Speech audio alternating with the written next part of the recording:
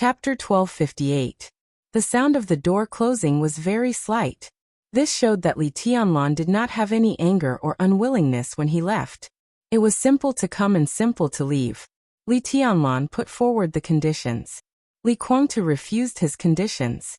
The future of the Li family, countless people, countless related families, the pattern of the dark world, unimaginable interests, the future path of the Li family, and the future situation. All of this was like the most ordinary business. They didn't agree on a price, so they parted ways. There was no regret or anger in his words. There might be regret, but it was far from enough to make people turn back. Li Guangtu sat on the ground without any image, leaning against the wall for a long time. Then he took out a pack of cigarettes from his trouser pocket and lit one silently. Through the lingering smoke, Li Huaqing's figure seemed to be a little blurred. Li Guangtu suddenly smiled and said indifferently, "Am I free now?" "You're not really free until you leave Emperor Dong's palace." Li Huaqing sat down on the sofa and said with a smile, "You sit down too. I've always wanted to talk to you, but I never had a chance. Today is not the right time, but the occasion is very suitable and safe. Besides, with Tianlan's character, he won't eavesdrop on us." Li Guangtu thought about it, stood up, and sat opposite Li Huaqing. He puffed out the smoke and remained silent. "I'm curious," Li Huaqing said slowly. "Why didn't you agree with Tianlan?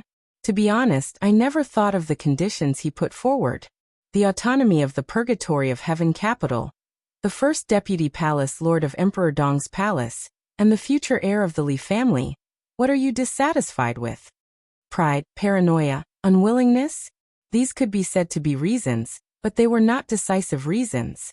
The three people who put forward this condition, heard this condition, and witnessed this condition, all knew very well what this condition meant. Once Li Guangtu accepted it, although he, the first deputy palace lord of Emperor Dong's palace, would be under Li Tianlan, the Purgatory of Heaven capital would maintain a pretty good autonomy. Even if Li Tianlan would take away part of the core of the Purgatory of Heaven capital, at least he had to ensure the normal structure of the Purgatory of Heaven capital.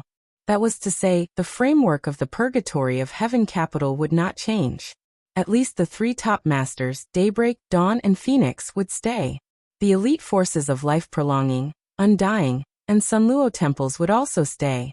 Part of the industries and intelligence agencies of the Purgatory of Heaven capital would also stay. Although Li Guangtu became the deputy palace lord, he could still completely lead the Purgatory of Heaven capital. Although Li Tianlan was the palace lord and could control the Purgatory of Heaven capital to a certain extent, he could not interfere in everything. With the position of the first deputy palace lord and the identities of the other deputy palace lords, Li Guangtu could not only control the Purgatory of Heaven capital, but also control Emperor Dong's palace to a certain extent. It was impossible for Emperor Dong's palace to settle accounts after the fall, be made a mere figurehead, get rid of the donkey when it was no longer of use, and burn the bridge after crossing the river. Every word of Li Tianlan's condition revealed his sincerity. The two sides exchanged resources at the bottom line. When Li Tianlan could control the Purgatory of Heaven capital to a certain extent, Li Guangtu could also control Emperor Dong's palace to a certain extent. This was a real win-win situation, a real integration. The Li family would be reunited into one, which was the best situation. And if this merger was successful, both the Purgatory of Heaven capital and Emperor Dong's palace would be greatly strengthened, which was good for both of them. In this state, as long as Li Guangtu gave up his current thoughts and did not target Li Tianlan could not target him again. No matter how much Li Guangtu disliked Li Tianlan, he could just wait. The next patriarch of the Li family was the daughter of Li Tianlan and Dongqing Rushi, Li Guangtu's grandson. Under the circumstances that Li Tianlan and Dongqing Rushi's names were unlikely to be changed, when the child was born, he would not call Li Guangtu grandfather, but grandfather. And if he sincerely joined Emperor Dong's palace, Li Tianlan could accept him. Even if he did not call him father, he would treat him as an elder. In this way, when the child took over, the grievances between Li Tianlan and Li Guangtu would naturally disappear. Similarly, with the child taking over, the entanglement between the Purgatory of Heaven capital and Emperor Dong's palace would be meaningless. Li Huawu's branch could also naturally integrate into the Li family, and there would be no distinction between them. As long as Li Guangtu did not treat himself as an outsider, then no one in Emperor Dong's palace would treat him as an outsider. What was wrong with such a result? But Li Guangtu actually refused. Li Tianlan was not a very aggressive person, but Li Huaqing still did not expect that he would give Li Guangtu such an excellent condition. This was completely impossible in Li Huaqing's mind. After all, everyone could see that the strength of Emperor Dong's palace was now far greater than that of the purgatory of heaven capital. The condition that Li Tianlan mentioned could only be put forward when the strength of the two sides was equal. But now it was completely unnecessary. Now Li Tianlan insisted on taking over Emperor Dong's palace, and hardened his heart to let more people die on both sides. Throwing Li Guangtu a guest position with no real power seemed to be a very good choice. But Li Tianlan did not beat around the bush. When he had completely gained the upper hand, and even controlled the life and death of the purgatory of heaven capital, he gave Li Guangtu such a condition.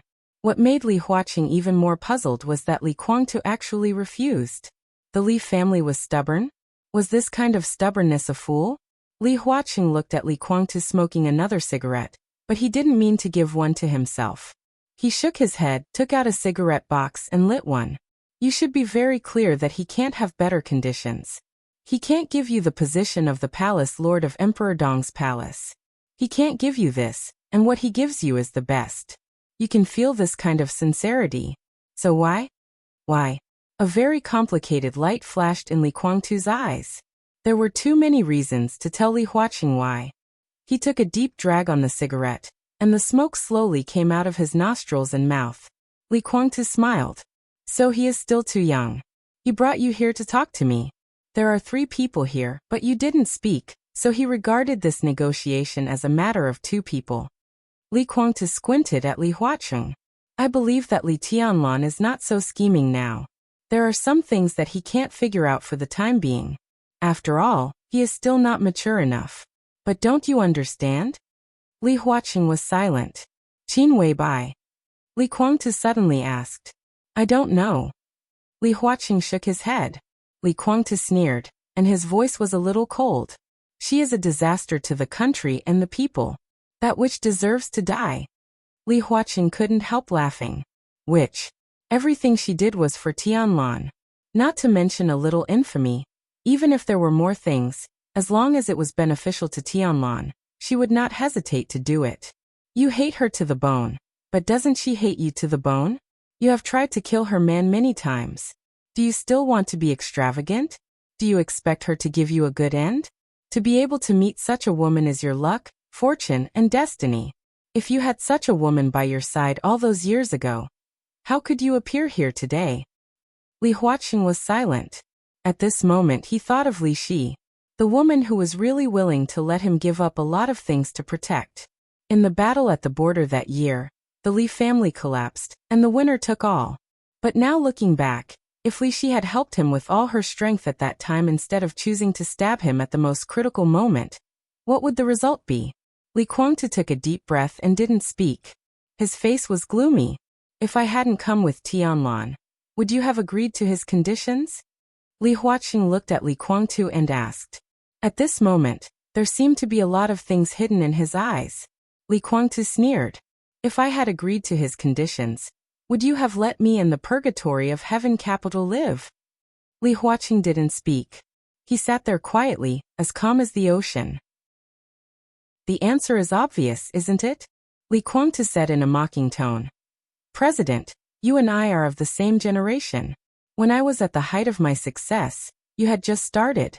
When you had a meteoric rise, I had been knocked down from the clouds to the dust. But I know far more about Zhongzhou State and you than Li Tianlan. Zhongzhou State's evaluation of you is that you are gentle and stable. This evaluation is indeed correct, but it is only one side of it. At the critical moment, your former opponents are very clear about how ruthless you are. Those who have really paid attention to you are also very clear about it. After I joined Emperor Dong's palace, and the purgatory of heaven capital and Emperor Dong's palace merged into one, the power in Li Tianlan's and my hands has more than doubled. Li Tianlan Mi Lin Fengting Li Shi Tsang Yue Saint Daybreak, Military Counselor Dawn Phoenix Cool Breeze Drifting Cloud, Yin Qin Shi Li Beitian by Yu Ming. After all the hidden dangers of the Li family are eliminated, what kind of strength is this to put out this lineup? Not to mention this era, even in the peak of the Wang family of Beihai. I'm talking about the period when the Wang family of Beihai had the Li family. Can Beihai resist our lineup? The combination of this lineup means that Emperor Dong's palace and the purgatory of heaven capital will no longer have any opponents in the dark world. It means that Li Tianlan and I will really keep our word in the special warfare system of Zhongzhou State. It means that we can instantly unify Tiannan. It means that we can directly recapture East Island. It means that we can directly conquer Beihai. Can you sleep with such a lineup in front of you? What's the point of winning over Jiang Shangyu and protecting Gu Xingyun in front of such a lineup? It's meaningless. Li Huaqing said with a serious face. If it's meaningless, it can't exist. Li Guangta said blandly. It's not Jiang Shangyu and Gu Xingyun that can't exist, but me and even Emperor Dong's palace. In the final analysis, it's the Li family. According to the character of the current young patriarch of Beihai, stability should be the priority in the next few years. And with all due respect, in the past 2 years, you and Chen Fangqing have tortured them a lot. Chen Fangqing is dead, so the resentment will naturally focus on you. The young patriarch doesn't like you either. They may have conflicts with Emperor Dong's palace in the future, but they will definitely not stand on the side of Zhongzhou State. So you can't win over the Wang family of Beihai. And if the purgatory of heaven capital merges with Emperor Dong's palace, you can't find a force that can balance us in the whole Zhongzhou State or even the whole dark world, let alone a force that has the courage to stand against us in the open. The combination of Jiang Shangyu and Gu Xingyun is not weak. At most, you can win over Wang Xiaoyao. If I recover from my injury, I can beat Jiang Shangyu. Although Gu Xingyun is tricky, Li Shi can also balance him. If Wang Xiaoyao takes action, Wang Yuexianga will not sit back and do nothing. Mo Raid's identity is special. Even if you dare to let him join Zhongzhou State openly, other invincible realm experts in Emperor Dong's palace can kill him. In this way, Li Tianlan has no opponent. Even Jiang Shangyu can't bear this kind of pressure. And once such a phenomenon appears, it proves that the Li family after the merger of the purgatory of heaven capital and Emperor Dong's palace has been out of control, and completely out of the control of Zhongzhou State. President, I know you very well. You won't allow this to happen. Li Guangta smiled and said. If I really agree, you will stop it. If you can't stop it, then the overall power of Zhongzhou State will probably attack the Li family in all aspects. Emperor Dong's palace will suffer heavy losses, and so will the purgatory of heaven capital. But in the end, it's the Li family that will be weakened as a whole, right? After all, that silly boy is too young and not mature enough. He dotes on and trusts Qin Weibai too much, so he should have told Qin Weibai his bottom line long ago. Of course, Qin Weibai didn't disappoint his trust. But after all, she is not a member of the Li family, and she doesn't want to understand the Li family. That siren only has Li Tianlan in her eyes, and she doesn't care about anything else. This mentality will also make her go to extremes on anything related to Li Tianlan. She only wants Li Tianlan to be safe, and she doesn't care about anything else. The conditions put forward by Li Tianlan are very good, and I have the possibility to agree. Once I agree, I will first face the suppression of you and Zhongzhou State. Not to mention anything else, just this alone is a risk in Qin Weibai's eyes, so she doesn't want to see this. And I have tried to kill her man many times, so she naturally can't tolerate me. That's why you and that silly boy came to talk to me today.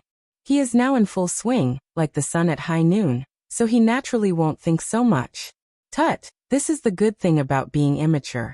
Young and frivolous, he dares to offend everyone. Our merger will cause Zhongzhou State to be afraid of us.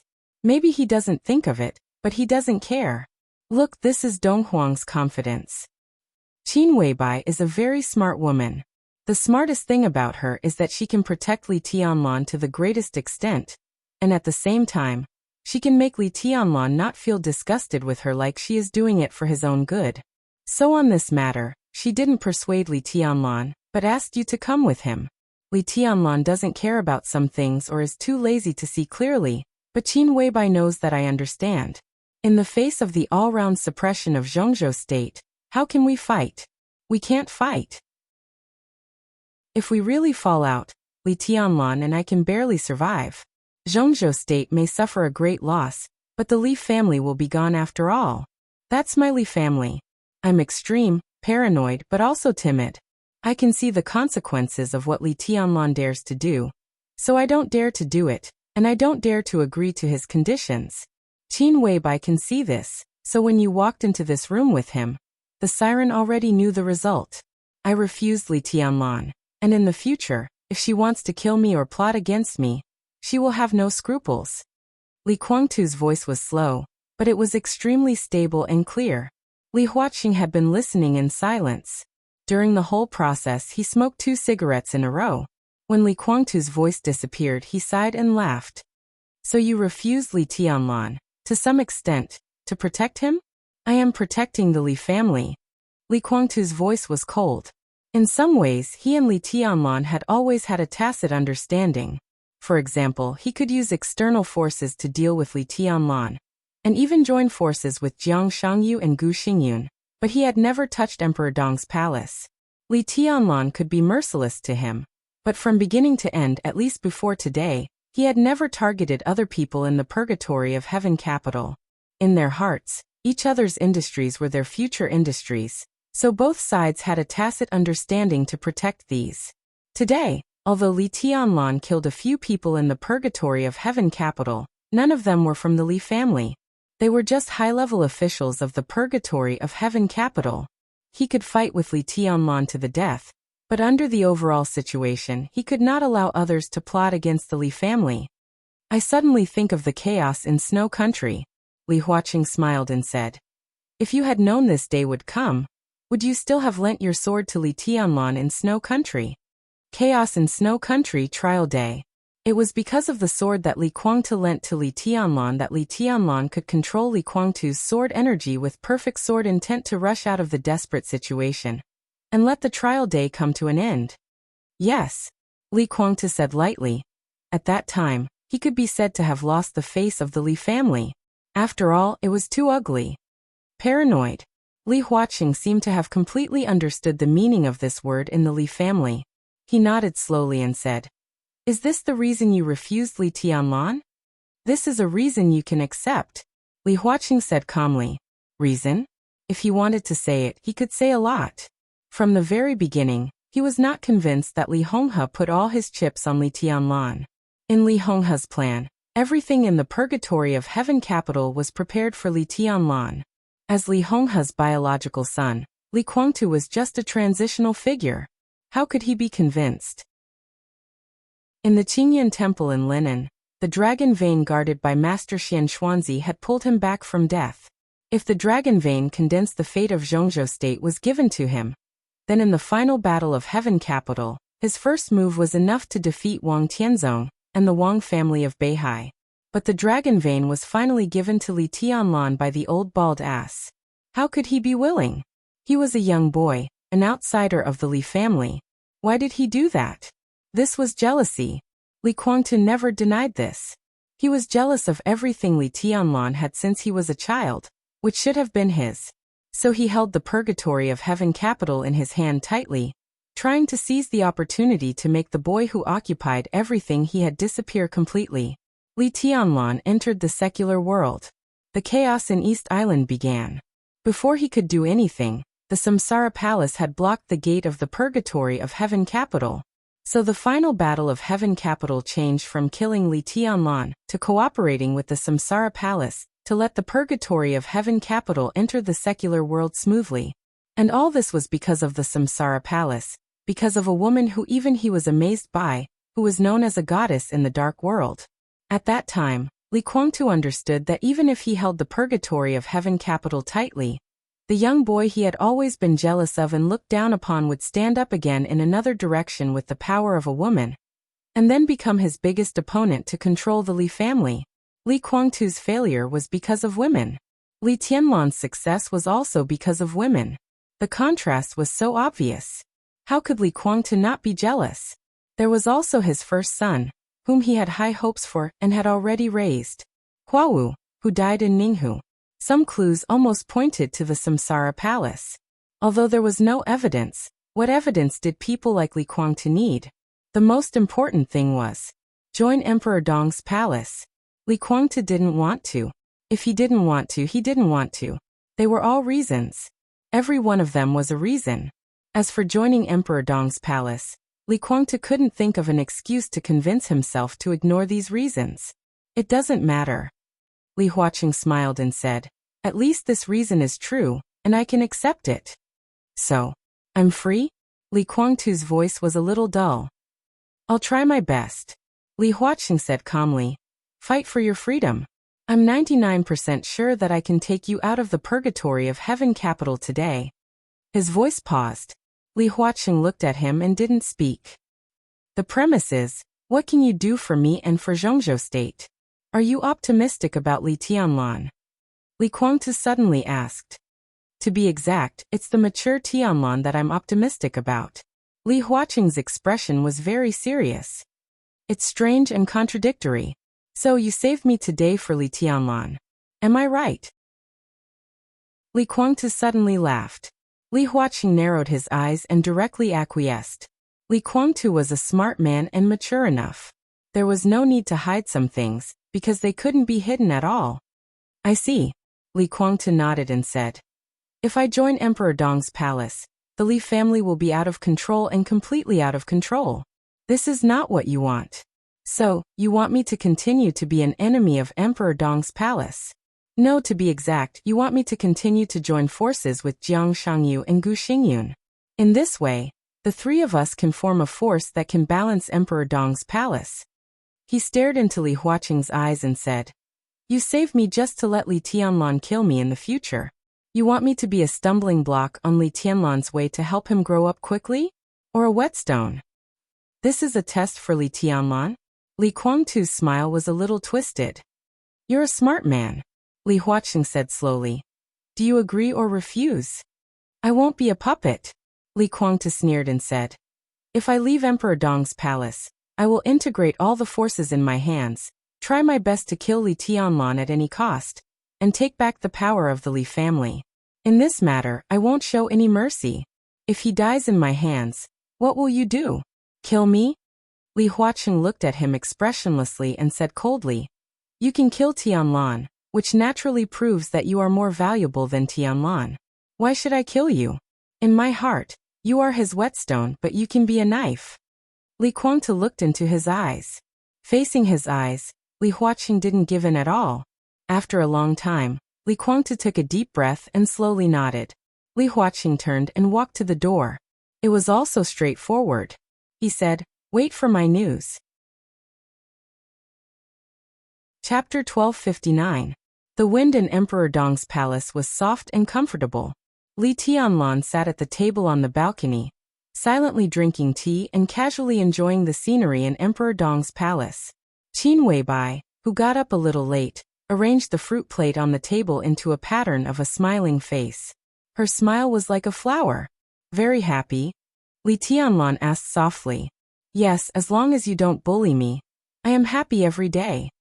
Qin Weibai chuckled and reached out to touch Li Tianlan's hair. Li Tianlan grabbed her slightly cold and delicate palm, and gently bit her fingers. Her white and slender fingers were stained with a little juice. It was fragrant and slightly sweet. Li Tianlan's whole body seemed to melt in this slight touch. He pulled Qin Weibai's body over, and sat her on his lap. His other hand naturally wrapped around her waist. Qin Weibai laughed and took out a strawberry from the fruit plate. Do you want to eat it? Li Tianlan shook his head. His and Qin Weibai's eating habits were completely opposite. Qin Weibai usually drank the dew of a special plant that only grew near the polar circle. It was extremely demanding on the environment, temperature, light and land. Emperor Dong's palace and the Lin clan had now set up this kind of laboratory to cultivate this plant. It cost a lot, but the harvest was not great. This plant could currently grow in Emperor Dong's palace, but Qin Weibai didn't like it very much, so her daily drinking was airlifted from Snow Country or Reki City. When it came to 3 meals a day, most of the time when the workload was not heavy, Qin Weibai's breakfast was usually a small but varied fruit, a piece of egg white, and half a glass of juice. When the workload was heavy, she would add a small steak and a small cup of coffee for breakfast. For lunch, she had 1 or 2 taels of rice, a small bowl of soup, and a few light vegetables. Basically, there was no meat. Most of the dinner was porridge, and occasionally she would eat some dessert she made herself. As for Li Tianlan's diet, fruit? Vegetables? What the hell were those? 3 meals a day from morning to night, meat. Eating regularly to nourish the stomach were all nonsense. In terms of eating, he didn't like any fruit. The only thing he liked was meat, and he didn't even care about the taste. Qin Weibai took a small bite of the strawberry and laughed again. She sat on Li Tianlan's lap and gently twisted her waist. Are you so happy because of Li Kuangtu? Li Tianlan asked suddenly. Qin Weibai was a little confused. She thought about it and nodded. Part of the reason. I don't like this person, and I don't want to be with him. It's good that he can leave Emperor Dong's palace now. Li Tianlan played with her soft long hair and said nothing. Qin Weibai quietly ate the fruit. Her movements were very delicate. After she finished the strawberry in her hand, she picked up a wet towel and wiped her hands. Then, she wrapped her arms around Li Tianlan's neck and said softly, "Are you unhappy?" "Not really." Li Tianlan shook his head. "I gave him the best conditions, but he refused. It's a pity that we didn't reach an agreement. Regarding Li Kuangtu, he didn't have any complicated thoughts. He didn't have a good impression of him, but he didn't dislike him much either. He and Li Kuangtu were enemies, but Li Kuangtu was a very stubborn person. Such people were often very pure. Even if they were enemies, he wasn't the kind of person who would make others gnash their teeth and want to kill him. After all, he is Rushi's father. If there is a chance, I don't want to let him go. If he leaves Emperor Dong's palace today, he will only die in the future," Li Tianlan said softly. "And even if Grandpa doesn't like him, he doesn't want him to go this way. This is his own choice." Qin Weibai reached out and rubbed Li Tianlan's frowning eyebrows. "How about the purgatory of heaven capital? There should be a group of people joining Emperor Dong's palace in the near future. Before I came back, I said what I should say. It's understandable that they think I'm an outsider. But Rushi is not. For those who really care about the Li family, they can completely accept that my and Rushi's children will inherit the Li family in the future. This is enough to make some people in the purgatory of heaven capital make up their minds to choose their own side." Li Tianlan said faintly, "I don't want to get involved in the affairs of Emperor Dong's palace and the purgatory of heaven capital. And it's not necessary. When Li Kuangtu goes back, let's see how many people will choose to come to Emperor Dong's palace. If they are willing to come, they are our people. If they are unwilling to come, they are our enemies. I won't give them too much time. It's not appropriate to move inside Zhongzhou State at this time, so I'll unify Tiannan first. I've built a place for the Li family to live. When I drive the purgatory of heaven capital out of Tiannan, they can't say that I'm heartless. It's good that you know. I'll support you." Qin Weibai smiled sweetly. Li Tianlan nodded, thought for a moment, and suddenly said, "Something happened in Yuzhou?" Qin Weibai was a little confused. "You said that something would happen in Yuzhou in the next few days, so that Li Huaqing would make up his mind to come to me." Li Tianlan's fingers rubbed Qin Weibai's slender waist. "Li Huaqing has come, but it seems that nothing has happened in Yuzhou." Qin Weibai thought for a moment and smiled. She said, "Maybe something has happened, but we can't see it? Of course, it's also possible that Li Huaqing suddenly figured it out." Li Tianlan didn't ask any more questions. He reached into his pocket but found nothing. Shaking his head, he patted Qin Weibai's butt. "Go get a pack of cigarettes," Qin Weibai said. "Oh." She stood up and walked to the living room. Her figure swayed lazily, and she looked magnificent. The pleasant bell of the elevator rang for a moment. The elevator door opened. Li Huaqing's figure walked along the corridor to the balcony. Li Tianlan glanced at him and didn't get up. He just nodded and said, "Sit down." Li Huaqing calmly sat down on the sofa opposite Li Tianlan. "How's the talk?" Li Tianlan asked. He gave Li Kuangtu a choice. Li Kuangtu didn't accept it, so he naturally wouldn't cover the room with sword energy. Now he just needed to know the result, and it didn't matter the process of their negotiation. It was a pleasant talk. Li Huaqing laughed. Li Tianlan narrowed his eyes slightly. When he was about to say something, Qin Weibai, who had taken the cigarette, trotted over. Seeing Li Huaqing, she was slightly stunned, and then smiled and said hello. Make a pot of tea. Li Tianlan opened the cigarette, took out one, and said softly. Qin Weibai said she smiled and said, Pu? Or green tea? Green tea a little stronger. Li Tianlan lit the cigarette. Li Huaqing was stunned for a moment, and then realized that the person sitting opposite him was Li Tianlan's real body. How long had it been?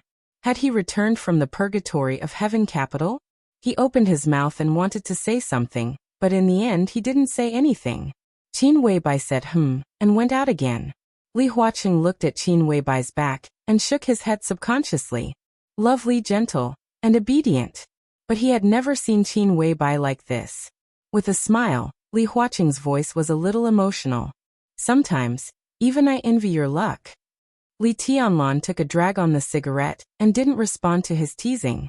He said straightforwardly, let's talk. Li Huaqing's pupils contracted slightly, and he was silent. Li Tianlan was not in a hurry. He smoked and waited quietly. I'm taking Li Guangtu away today. Li Huaqing was silent for nearly a minute before he slowly said. His voice was indifferent, but he was full of confidence. Chapter 1260. From Li Huaqing's light voice, Li Tianlan felt a kind of almost strong confidence. This was undoubtedly a showdown. But why was it today? What Qin Weibai predicted should have happened in Yuzhou did not happen. Things in Liaodong were still in a stalemate. The Flourishing Age Fund was also as stable as Mount Tai. The situation in Zhongzhou State was generally calm, so why did Li Huaqing suddenly choose today to have a showdown with him? Was it because he valued Li Guangtu so much that he ran out of patience, and was in a hurry to get him out to complete the layout before the election? Or was it because something happened inside the academics that could affect Li Huaqing's decision under the situation that no one could see and made Li Huaqing make up his mind? And this matter was obviously not suitable to be exposed now? Qin Weibai knew about this matter, but she did not choose to tell him. Was it because she did not know that this matter would be more beneficial to Emperor Dong's palace? Li Tianlan glanced in the direction of the living room. In his sight was Qin Weibai's slim and graceful back, light and elegant, and she looked very happy. This woman should be spanked again. Li Tianlan flicked the ash and looked at Li Huaqing. It seems that you really had a good talk. Li Huaqing laughed and said softly, he agreed to go with me. He agreed? Li Tianlan suddenly sneered. Did the president make a mistake? Or did he forget something? Li Guangtu is now my captive, a prisoner held here. He agreed to go with you? What value does his will have here? I've locked him up here for so long. Do you think I can let him go just because he agrees? He narrowed his eyes and stared at Li Huaqing. You want to take him away, without asking for my opinion? Go and ask him first. Oh, Emperor Dong's palace is a small family, and the president really does not take me seriously. Li Huaqing lowered his eyelids. His expression was neither happy nor angry, and his voice was neither salty nor indifferent. Then I will tell you now. I will take him away. What was strong? What was overbearing? At this moment, in the face of the president, who many people thought had no temper, for the first time, Li Tianlan felt a great sense of oppression that almost hit him in the face. I do not agree. He tilted his head, looked at Li Huaqing and sneered. My attitude is clear. I don't agree. I'd like to see if Li Huaqing can leave Emperor Dong's palace alive if I don't nod my head today. Li Huaqing's body tensed for a moment. The corners of his mouth curled up into a half-smile. Li Huaqing? Slip of the tongue. Li Tianlan said calmly. I want to talk about Li Guangtu. A slip of the tongue. Li Huaqing muttered faintly. This was indeed an explainable reason, but it could also be said that Li Tianlan thought so in his heart, and said it directly out of straightforwardness. It could also be understood as Li Tianlan's threat. At most, they would just fall out. I believe you. Li Huaqing nodded. It's not important. Li Tianlan said. The important thing is that I have already said that I don't agree. Do you want to try to take him away by force? The tea is here. A voice with a hint of laughter rang out. Qin Weibai walked into the balcony with a delicate tray and placed 2 cups of tea in front of Li Tianlan and Li Huaqing respectively. The fragrance of tea and body floated gently. Li Huaqing was silent for a while, then laughed. Why? If I really wanted to take him away by force, he should be with me now. Li Tianlan turned the teacup expressionlessly, his eyes cold. Tianlan, you should know very well that Li Guangtu refused to join Emperor Dong's palace. In this situation, you offered such a generous offer, but he refused, which means that he can't join Emperor Dong's palace in the future. Li Huaqing said slowly. In this case, there is no point in keeping him here. It's much better than letting him out and giving Emperor Dong's palace one more opponent. Li Tianlan said lightly. Sounds like it. Li Huaqing nodded with a smile. But if you keep him locked up, how can you really annex the Purgatory of Heaven capital? A large part of the people in the Purgatory of Heaven capital are from the Li family. They may be on your side or on Li Guangtu's side, but to put it bluntly, they are in a dilemma. If you keep Li Guangtu, don't you worry that the Purgatory of Heaven capital, and even the elders of the Li family in Emperor Dong's palace will have a knot in their hearts? Being locked up here, at least he can still be alive. Li Tianlan said calmly. Li Huaqing looked at him quietly and asked, You don't want to kill him? Li Tianlan nodded, but soon shook his head. To be honest, he didn't think about it. He didn't want to kill Li Guangtu before today. The best plan in his mind was the condition he proposed to Li Guangtu. This was also in line with the expectations of most people in the Li family.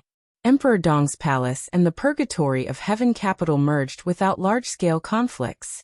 Both sides had their own gains, and they were harmonious. Divided lively family reunited, with Li Tianlan as the leader and Li Guangtu as the assistant, so that the Li family could return to its peak, and then create a dynasty similar to the Wang family of Beihai. This was the best ending. But Li Guangtu didn't accept it. How good was the condition he proposed? So good that there was only one condition left that could be better than the one he proposed. That was to let Li Guangtu become the palace master of Emperor Dong's palace.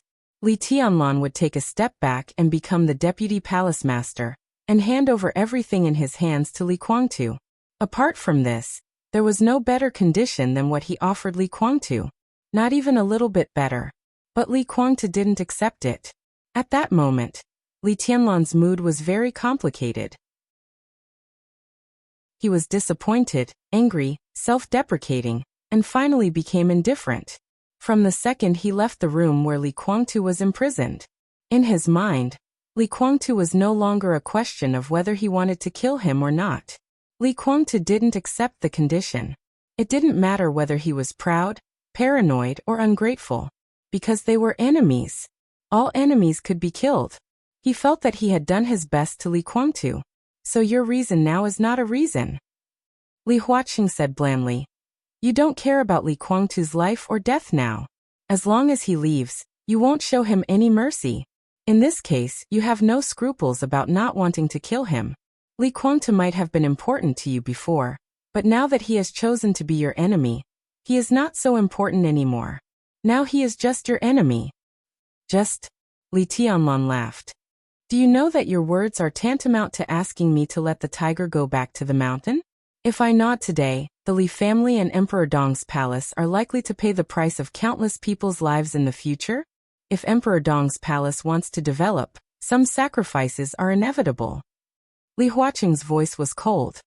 Then I can at least choose to reduce one enemy. Li Tianlan said coldly. You can't choose. Li Huaqing did not hesitate to face Li Tianlan's sharpness. He was extremely calm. I don't agree, and Zhongzhou State doesn't agree. Purgatory of Heaven capital. Li Guangtu must be your enemy. From another perspective, you can take this as a test from Zhongzhou State, or a test from me. Test.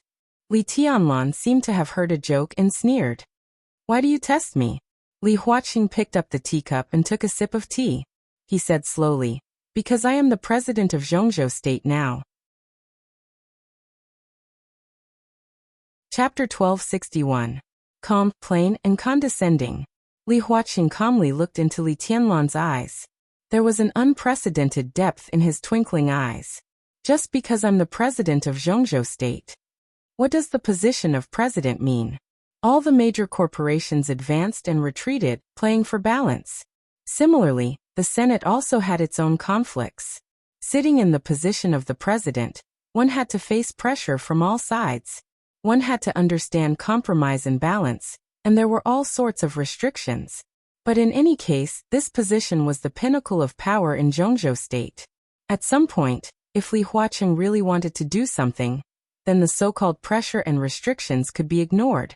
When he began to put the balance behind him, and let the president's will fully show, inside and outside Zhongzhou State, Li Tianlan, Dong Qingwudi, and even Wang Tianzong were unable to really resist this will. Because this will represented the world's strongest country, the world's most advanced destructive weapons, the world's most terrible wealth, the millions of troops in Zhongzhou State, and the public opinion that could suppress everything.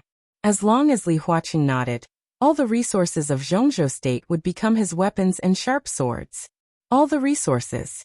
Under such sharpness, Emperor Dong's palace, the Wang family of Beihai, and the so-called wealthy families were like flying snow under the scorching sun, melting quietly.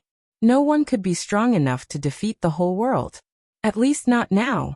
Wang Tianzong, who was at the peak, and Li Tianlan, who was invincible, fought against this will. The best result was to ensure their own survival. No matter how many trump cards and how deep the foundation of the power they built was, it would be directly destroyed in the moment when this will press down. Li Tianlan asked Li Huaqing why to test him. Because of this. The atmosphere on the balcony suddenly became extremely depressing. The gentle and refreshing wind stopped without a sound. The world was gloomy. Li Huaqing put down the teacup, took a special silver steak, picked up a piece of cantaloupe from the fruit plate, and put it into his mouth. He said with a smile, "Tianlan, can this identity test you?" Li Tianlan narrowed his eyes and stared at Li Huaqing. His body was completely tense. Li Huaqing looked at him quietly, and could clearly see the endless lightning and thunder in his eyes. He suddenly smiled and turned to look at Qin Weibai, who had been silent. He smiled and said, "Boss Qin, do you think I'm qualified to test Emperor Dong's palace and Tianlan?" After serving tea, Qin Weibai had been sitting quietly beside Li Tianlan. She did not say a word, looking well-behaved and gentle. It seemed that she did not exist at all. But both Li Tianlan and Li Huaqing knew that when the topic reached an impasse, Qin Weibai was definitely the best buffer. Hearing Li Huaqing's question, Qin Weibai smiled and said softly, "The president is naturally qualified. This should be our honor. Everyone in Huaqing knows that those who can pass the president's test are all outstanding. The current MP of Zhongzhou State, Minister Cheng Shilai of the Ministry of Personnel, once said in private that he could have today's achievements because he passed several tests you gave him when he was young." Qin Weibai's voice was calm and unhurried. Her voice was very pleasant to the ears. No matter what the situation was, it was calm and elegant, clear and sweet. But when the content of her words fell into Li Huaqing's ears, the smile on his face suddenly froze. It was like a knife quietly pressed against his heart when he straightened his chest, and was about to fight with Li Tianlan to see who was better, and planned to use all his means to see who was better. Cheng Shilai, a Zhongzhou State counselor of the Ministry of Personnel. This senior counselor, who was very low-key and never showed his talent, had an absolutely pivotal position in the academics. The whole academy had poured unimaginable efforts into Cheng Shilai. Cheng Shilai lived up to the academy's cultivation. He had reached his current position step by step, and was recognized by almost all the groups. This was definitely not something that anyone could do, especially Cheng Shilai's current position. Cheng Shilai controlled the Ministry of Personnel. In some ways, he controlled the personnel power of Zhongzhou State. Cheng Shilai had absolute real power in the absolute heavyweight department. He could be recognized by all the groups in such a sensitive position. This alone was enough to show Cheng Shilai's ability. Li Huaqing had always regarded Cheng Shilai as his successor, and had been grooming him. Cheng Shilai had been his secretary, the mayor of Liaodong, the deputy governor, and the mayor of the provincial government.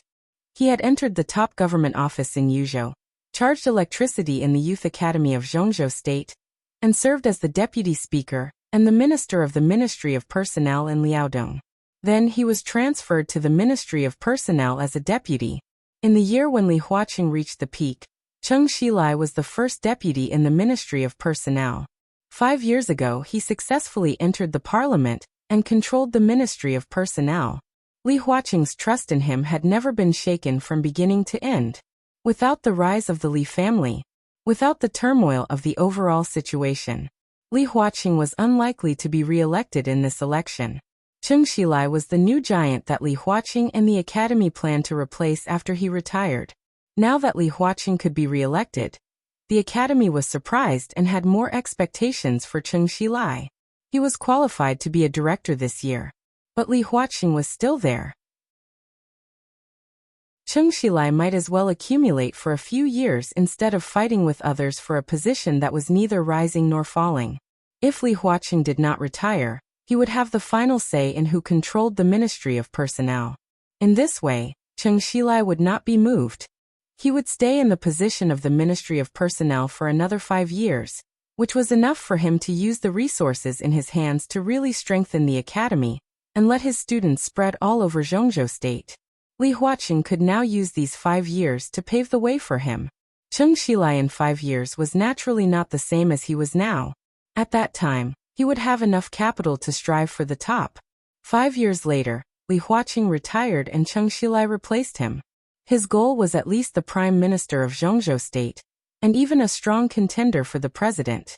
With Li Tianlan's negotiation this time was largely because of Cheng Shilai, because of Cheng Shilai's present, and also because of Cheng Shilai's future. Just as he had told Qin Weibai, he hoped that Li Tianlan could mature, be absolutely invincible in force, and be immovable in mind. He needed a real, fully mature peerless heavenly son. Such a Li Tianlan was really worthy of him handing over Zhongzhou State to him. Li Huaqing bet that Li Tianlan could fully mature. More than 20 years later, Li Huaqing and the academics would fully support Li Tianlan to become the president of Zhongzhou State. This was a condition that Li Tianlan could not refuse.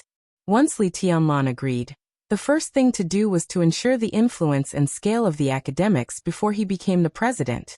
Only the support of the academics, which still maintained a strong influence after more than 20 years, was really valuable to him. Therefore, as long as Li Tianlan agreed to cooperate with Li Huaqing, the academics would immediately become Li Tianlan's firmest ally and supporter. Similarly, Li Tianlan would also become the firmest ally and supporter of the academics. The new group was now full of vitality. If it cooperated with the academics, at least in the next 20 years, the academics would not encounter any major crisis. During this period, it was enough for them to adjust the shortcomings of their own structure, make up for many defects, and increase their own foundation. Such cooperation was a real win-win situation. The academics won for a stable foundation for long-term development. The new group won for an infinitely bright future. With the support of Li Tianlan and the new group, the academics would naturally be more confident. Therefore, Li Huaqing already had the idea of pushing Cheng Shilai to the position of president 5 years later. As for Cheng Shilai's current situation, the reason why Li Huaqing chose to show his cards to Li Tianlan today was indeed because of Cheng Shilai. To be exact, it was a phone call from Cheng Shilai. The content of the phone call was somewhat inexplicable. Li Huaqing did not know what it meant at first, but now listening to Qin Weibai's soft voice, he understood everything in an instant. "Are you scheming about Shilai's matter?" Li Huaqing asked slowly. "What matter?" Qin Weibai blinked her eyes and said innocently, "I don't quite understand." Li Huaqing subconsciously clenched his fists, took a deep breath, and did not speak. He was a little angry in his heart. But this anger was suppressed by him before it burst out. At this time, extra emotions were meaningless at all. He came to negotiate with Li Tianlan today, because of Cheng Shilai. Cheng Shilai talked to him on the phone last night, and what they talked about was just some of his own private affairs. Cheng Shilai's wife had died more than 10 years ago, leaving behind a daughter, who was now the vice president of a multinational group in Zhongzhou region. In addition, Cheng Shilai had a son who was 10 years old this year. Cheng Shilai, who had not remarried for more than 10 years after losing his wife, had a 10-year-old son. It was clear what this meant. Li Huaqing knew the existence of that child, and had seen him with his own eyes. During festivals, when he and Cheng Shilai met in private, he even gave the child several red envelopes. Illegitimate child. It sounded dishonorable. But that was it. Li Huaqing really did not take it seriously. When one's status reached Cheng Shilai's level, no, even if it was 2 or 3 levels lower than him, basically no one fell because of the problem of lovers and illegitimate children. This kind of problem was not a problem at all when one reached a certain level, but when there was a problem, it would inevitably be raised. When the position was higher, at Cheng Shilai's level, almost all problems were no longer problems. The only problem for people at this level was whether the support from both above and below was enough. As for the rest, it could not be said that it did not matter, but there was really no need to worry too much. Li Huaqing had seen the child and the woman beside Cheng Shilai. Although they had not seen each other many times, the woman had left a deep impression on him. It was almost difficult to find flaws in a woman in all aspects. Appearance, figure, temperament, speech, talent, life, character. She was flawless in all aspects. Just like Qin Weibai now. But a woman who was a little different from Qin Weibai. Her name was Gu Qingqiu. Her identity as a mistress could be said to be Cheng Shilai's only weakness. A weakness that could not be called a weakness. No one would take it seriously. Even Li Huaqing had turned a blind eye to this. He didn't care about it at all. But he did not expect that one day this woman might really become a target for others to attack Cheng Shilai. From the beginning to the end, the existence of this woman was a trap. A near-fatal trap aimed at Cheng Shilai. A lover was really nothing. But if this lover had an extraordinary identity, this kind of trouble was enough to give anyone a headache. Gu Qingqiu, the second-generation pavilion master of Phoenix Pavilion in Kunlun City. When this identity and this name were combined and passed to Li Huaqing's ears, Li Huaqing did not know how to react for a while. The most important thing was that Gu Qingqiu was going to turn herself in now. No one knew how this pavilion master of Phoenix Pavilion turned against Gu Xingyun, but this was the result. Gu Qingqiu wanted to turn herself in. What was even more absurd was that Cheng Shilai was completely controlled by this woman. Even now he didn't blame her. Instead he wanted to protect her. With this news came a lot of trouble surrounding Li Huaqing. Gu Qingqiu wanted to turn herself in, but she could not. Kill her? Cheng Shilai could not do it. What he showed on the phone was that he wanted to protect that woman at all costs, even if she really turned herself in. But if she turned herself in, then her identity and relationship with Cheng Shilai would appear in the sight of everyone in Zhongzhou State for the first time. What would be the consequences? Everything that Cheng Shilai had done over the years would be studied with a magnifying glass, nitpicking bones from eggs. If they really wanted to find problems specifically, who dared to say that they had no problems at all? Cheng Shilai, the successor of Li Huaqing, might become the target of all groups for the first time. Gu Qingqiu did not use Cheng Shilai to do anything. Cheng Shilai might be able to have a clear conscience, but it was difficult for him to be as immovable as a mountain. Under the focus of all groups, even if he could keep his position as a member of parliament, he would inevitably give up his position in the Ministry of Personnel. First of all, this would directly hurt the interests of the academics. The academics would also be violently turbulent. They might be dissatisfied with Gu Qingqiu, but all their emotions would be concentrated and vented on the Special Warfare Group and Gu Xingyun. But now Gu Xingyun was still the object of Li Huaqing's protection. Gu Qingqiu was obviously stimulated by something now. She did not think about anything else at all. The only thing she thought about was to stab Gu Xingyun with a knife. But after this knife, what should Li Huaqing do? In the face of the group's dissatisfaction with Gu Xingyun, should he suppress it? Could he suppress it? Once this matter was exposed, it would affect Cheng Shilai's position, and inevitably affect Cheng Shilai's ranking in the parliament in the future.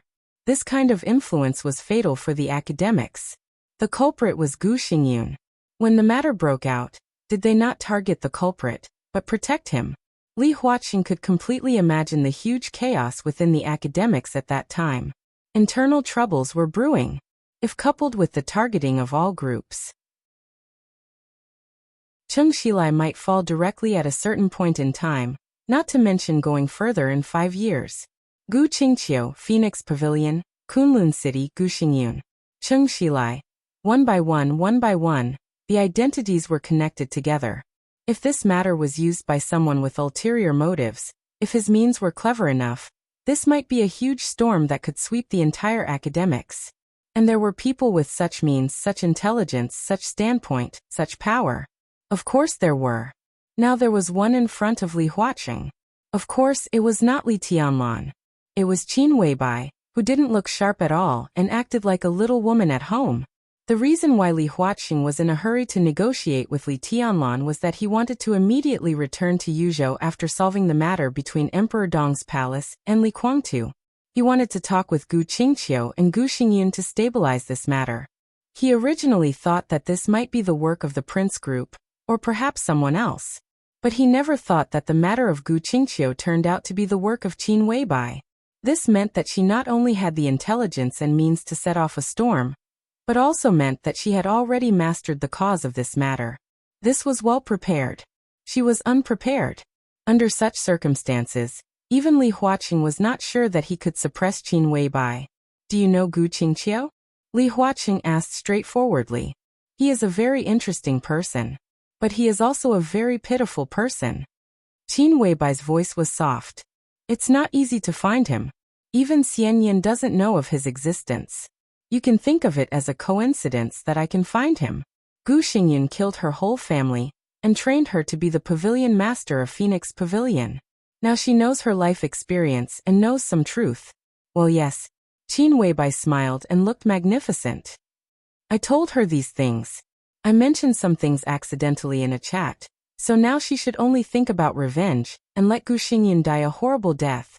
If this matter makes you embarrassed, then I'm sorry to cause you trouble. She was plain without sincerity, and with a sense of ridicule. Li Huaqing smiled bitterly. For the first time, he experienced the sense of powerlessness that many people had experienced in front of this woman. Everyone knew that she was not simple. But no one knew from which angle this woman would make a move every time. He originally wanted to use a strong attitude to force Li Tianlan to take a step back, so as to fight for more benefits. But now Qin Weibai's simple words, a Gu Qingqiu, and a trump card directly put him in a completely passive position. Boss Qin is really brilliant, Li Huaqing whispered. I don't think I underestimated you, but in the end, I still underestimated you. I have a friendship with Gu Qingqiu. Qin Weibai said faintly. Now she just wants revenge. She wants Gu Xingyun to lose everything, and she still has feelings for Minister Chung. Li Huaqing was silent. He understood what Qin Weibai meant. Gu Qingqiu's goal was only to let Gu Xingyun pay the price. She wanted revenge. So now the only condition for her to give up surrendering was to let Gu Xingyun lose more things, and then use this as a bargaining chip, asking Qin Weibai to take this bargaining chip to persuade Gu Qingqiu. Since Qin Weibai had made a move, then what Gu Xingyun lost this time would naturally be transferred to Li Tianlan. And in such a bargaining chip, what Gu Xingyun lost was the most important. At present, at least the idea of letting Li Tianlan serve as a special advisor of Zhongzhou State, and letting Gu Xingyun continue to be the war god of Zhongzhou State should be unrealistic. Li Huaqing could save Gu Xingyun. But the position of the war god of defense, they had fallen. Chapter 1262. The atmosphere seemed to have changed unconsciously. Li Huaqing was negotiating with Li Tianlan. The two were at loggerheads, neither giving way to the other. But to put it bluntly, neither of them really wanted to turn against each other. The strong and radical attitude was nothing more than to fight for more benefits. If Li Huaqing wanted to take Li Guangtu away, he had to give an explanation to Emperor Dong's palace. That was to say, he had to give benefits. It was just a matter of how much. If he could suppress Li Tianlan, he could naturally pay a lot less. And Li Tianlan didn't care about Li Guangtu now. He captured Li Guangtu and gave him enough time to calm down. After calming down, Li Guangtu could see the situation clearly, see the gap between himself and Li Tianlan, and see a lot of things. At the same time, he gave Li Guangtu the best conditions. He had done all that he could give and do. What else could he do? Li Guangtu didn't accept his conditions, so he naturally didn't matter to Li Tianlan. It was ridiculous to say that there was any affection between Li Guangtu and Li Tianlan. They had no blood relationship. They were nominal father and son, and they never really admitted anything. They seemed to be in a state of opposition from the very beginning. Li Tianlan captured Li Guangtu, and Li Guangtu refused the olive branch of Emperor Dong's palace. Why couldn't Li Tianlan let it go? He wanted to rope in Emperor Dong's palace, and let the Li family become one in a real sense. Li Guangtu refused. Without him, Li Tianlan could also make the Li family better. Now handing over Li Guangtu and letting Li Huaqing take him away was nothing more than one more enemy in the future. It was one more enemy for Li Tianlan. Not Emperor Dong's palace. Emperor Dong's palace, purgatory of heaven capital. Li Tianlan, Li Guangtu. Both sides regarded each other's industry as their own property. The only difference now was that a large part of the power of purgatory of heaven capital would really become Li Tianlan's property, while Li Guangtu hadn't gotten assent of Emperor Dong's palace. Although the facts were in front of him.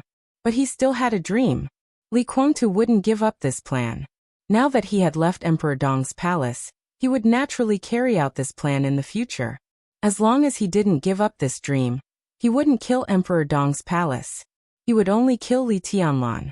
His martial arts foundation had not actually recovered.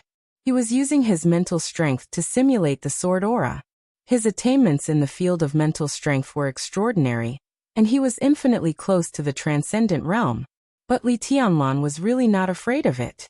He didn't even have the slightest scruple. It was hard for Li Tianlan to tell his specific state now.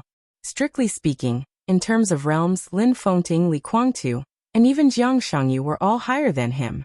Li Tianlan was only in the invincible realm now. Well, the invincible realm that was infinitely close to the peak of the invincible realm. His true state was the same as the current moon gaze song. However, things like realms were completely meaningless to him. Before breaking through to the invincible realm, Li Tianlan already felt that there was something wrong with the so-called four realms of martial arts, and the invincible realm. There was a certain logic to the existence of realms, but it was not comprehensive. If martial arts were to be interpreted in an all-round way, then it would definitely not be a realm. Martial arts could be summarized into realms. But it was difficult to fully explain martial arts with realms. Therefore, Li Tianlan didn't care about the so-called realms at all. A description that was difficult to justify itself in the current situation was no longer important to him. He was now trying to subdivide his martial arts into detailed things that could fully explain his own combat power. For example, strength, speed, explosive power, defense, willpower, body balance, and physical endurance. For example, sword energy, sword intent, and sword momentum. The so-called martial arts were the most basic and original things. Only these things were the real theory of martial arts. However, this theory was not mature in Li Tianlan's mind. He always felt that there was something missing in the theory he was currently constructing, which might be the key to his breakthrough again. But he still couldn't figure out what he was missing. It was proficiency, mastery, control, understanding, and application. These seemed to be right, but they were always not all right. There was no answer, which meant that he had no hope of breaking through. However, as he kept thinking and denying, his combat power was rising and soaring almost every minute and second. Li Tianlan actually knew very well what it meant for him to be invincible in the world now. It meant that in this era, his actual combat power was really invincible in the world. Li Guangtu, Gu Xingyun, and Jiang Shangyu were no match for him together. Even with Wang Shengxiao and Wang Xiaoyao, it was difficult for them to be his match. But it was only in this era. Now he was still no match for Wang Tianzong at his peak. Even if he had ruthlessness now. But even if he had ruthlessness with insufficient energy, he was no match for Wang Tianzong that night in Mormon's. Ruthlessness's charging speed had been several times faster now. But it would take at least 10 years to be fully charged. 10 years later, it would be ruthlessness's peak. At that time, with Li Tianlan's current realm, he would probably be able to replicate the eternal sword above Mormon's without suffering too much injury. But now he couldn't. His real combat power seemed to be close to Wang Tianzong's at that time. However, that seemingly small gap was like a real moat. Li Tianlan could perceive that when he crossed the moat, the whole world should change dramatically in his eyes. And the key to crossing this moat was what he had been thinking about. It was the key that was missing in his martial arts theory. He didn't know what the key was, but he had been thinking about it. And his martial arts also made rapid progress in this kind of thinking, which could be said to be 1,000 miles in a day. No matter how impossible it seemed to be to cross the moat, it would be crossed by him with this kind of progress. So what if Li Kuangtu was infinitely close to the transcendent realm? The so-called infinitely close was also incomparably far away from reaching it. Li Tianlan was completely confident that he could reach the end of martial arts one step ahead of Li Kuangtu. That end might not be a breakthrough, but in the progress of his martial arts, he would have the combat power to rival Wang Tianzong, and even suppress Wang Tianzong before the breakthrough. In that case, what would Li Kuangtu be? This was Li Tianlan's current mentality. It was an extremely contradictory, inexplicable, but real state of mind, which made him think that this kind of reality was really real. He was confident that his combat power would enter a new level in continuous progress. But his realm would not break through. No, it was not the realm. It was the kind of thing that he had been thinking about, but it was difficult to express. This kind of thing should be a great increase in combat power, but it should not be a positive combat power, or something else. Li Tianlan couldn't express this feeling, but standing at his current height, he could feel a kind of vague suppression, even suppressing his thoughts. His combat power could break through, but his thoughts seemed to be imprisoned. During this time, Li Tianlan had always felt that he could communicate with Wang Tianzong after he recovered to see if he knew what it was that he had been unable to figure out. If he couldn't answer this question, it could only mean that in fact he didn't really break through, but let his combat power enter that level little by little, just like himself now. In martial arts, Wang Tianzong was almost his only opponent. Wang Tianzong didn't come out. He didn't like anyone. Jiang Shangyu couldn't, Gu Xingyin couldn't, and Li Kuangtu couldn't either. So now for him, since he could let go of Li Kuangtu, it didn't matter to let Li Huaqing take him away. As long as he could give enough benefits. The tit-for-tat between Li Huaqing and Li Tianlan was also about this. Li Huaqing even did not hesitate to use his identity to suppress Li Tianlan. Doing so would undoubtedly be a little embarrassing. But his identity and position were at the top of the table.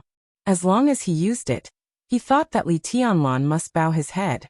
He asked Li Tianlan if he was qualified to test Li Tianlan, because he was the president. What else could Li Tianlan say?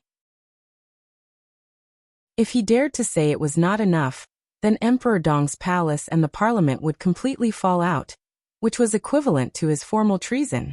Li Tianlan also knew this. So he couldn't say it was not enough. If he couldn't say it, he could only bow his head. Li Huaqing was originally waiting for Li Tianlan to bow his head. He even wanted to give Li Tianlan a way out, and let Qin Weibai bow his head for him. So he threw this question to Qin Weibai. Qin Weibai didn't play cards according to the routine. No, this woman didn't play cards at all. In a few simple words, she directly hit Li Huaqing's vital point. Emperor Dong's palace? Li Kuangtu. She didn't care about these. These seemed to be the reasons for the dispute between the two sides. But now the real reason for their dispute was just because of interests. Li Kuangtu said that she was a witch. A witch could see through people's hearts. She might not be able to do this, but she could see the whole situation from the perspective of an outsider. Every detail was in her eyes. This was not cleverness. Li Huaqing might not want to admit it, but he had to admit it. This was wisdom.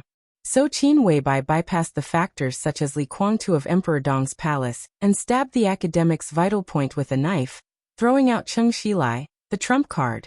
This was her layout, and it also played the best role when it was most needed. For Li Huaqing, for the academics, Cheng Xilai couldn't give up. He couldn't make the slightest mistake in his future path. The academy had poured too many resources into him and placed too much hope on him. Cheng Xilai didn't let anyone down. The only mistake he made was having a special lover. That was all. That was all. Gu Qingqiu never asked Cheng Xilai to do anything. If the special warfare group continued to develop, maybe after Cheng Xilai became a director, Gu Xingyun would really use Gu Qingqiu, the trump card. But now, Cheng Shilai was completely innocent. Things came to this point just because of Gu Qingqiu's special identity. It was Qin Weibai who added a special layer of life experience to this special identity. So Gu Qingqiu lost control.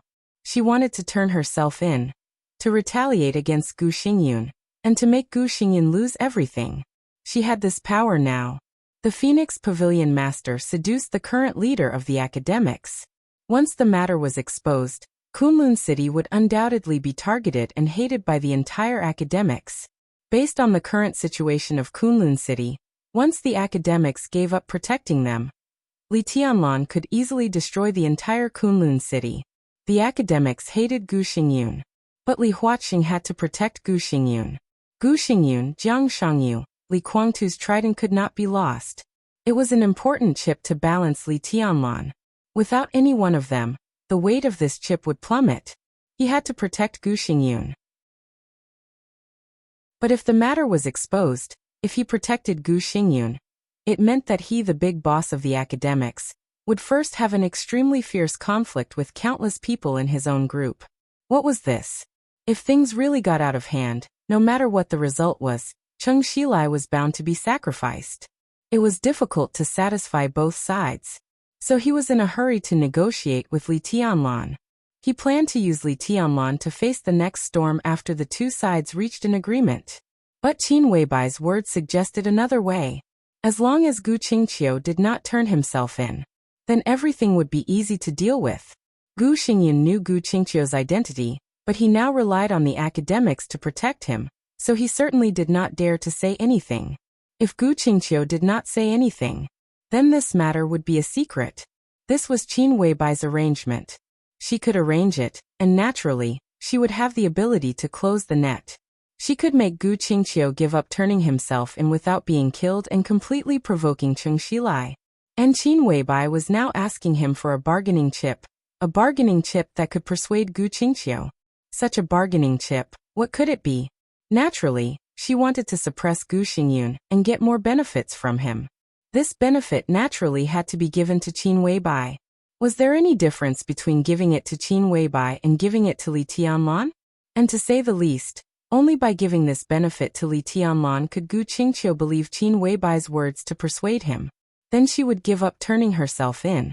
And her hope of revenge would also change from self-destruction to relying on Li Tianlan and Emperor Dong's palace to avenge her. Cheng Shilai could not let go of Gu Qingqiu. In this way, with Gu Qingqiu as a bridge, Cheng Shilai, the next leader of the academy, would establish a subtle relationship with Emperor Dong's palace. If the academy and the new group joined hands, this relationship would undoubtedly be more in line with Li Huaqing's interests. This was Qin Weibai's arrangement. Now she was sitting opposite Li Huaqing, enjoying the wind, quiet and gentle, but it was equivalent to directly telling Li Huaqing, "I have paved the way for you, and I have given you the steps. Why don't you give Zhongzhou State to me? What are you hesitating for?" Li Huaqing sat in silence. After controlling Zhongzhou State for so many years, it was the first time that he felt embarrassed.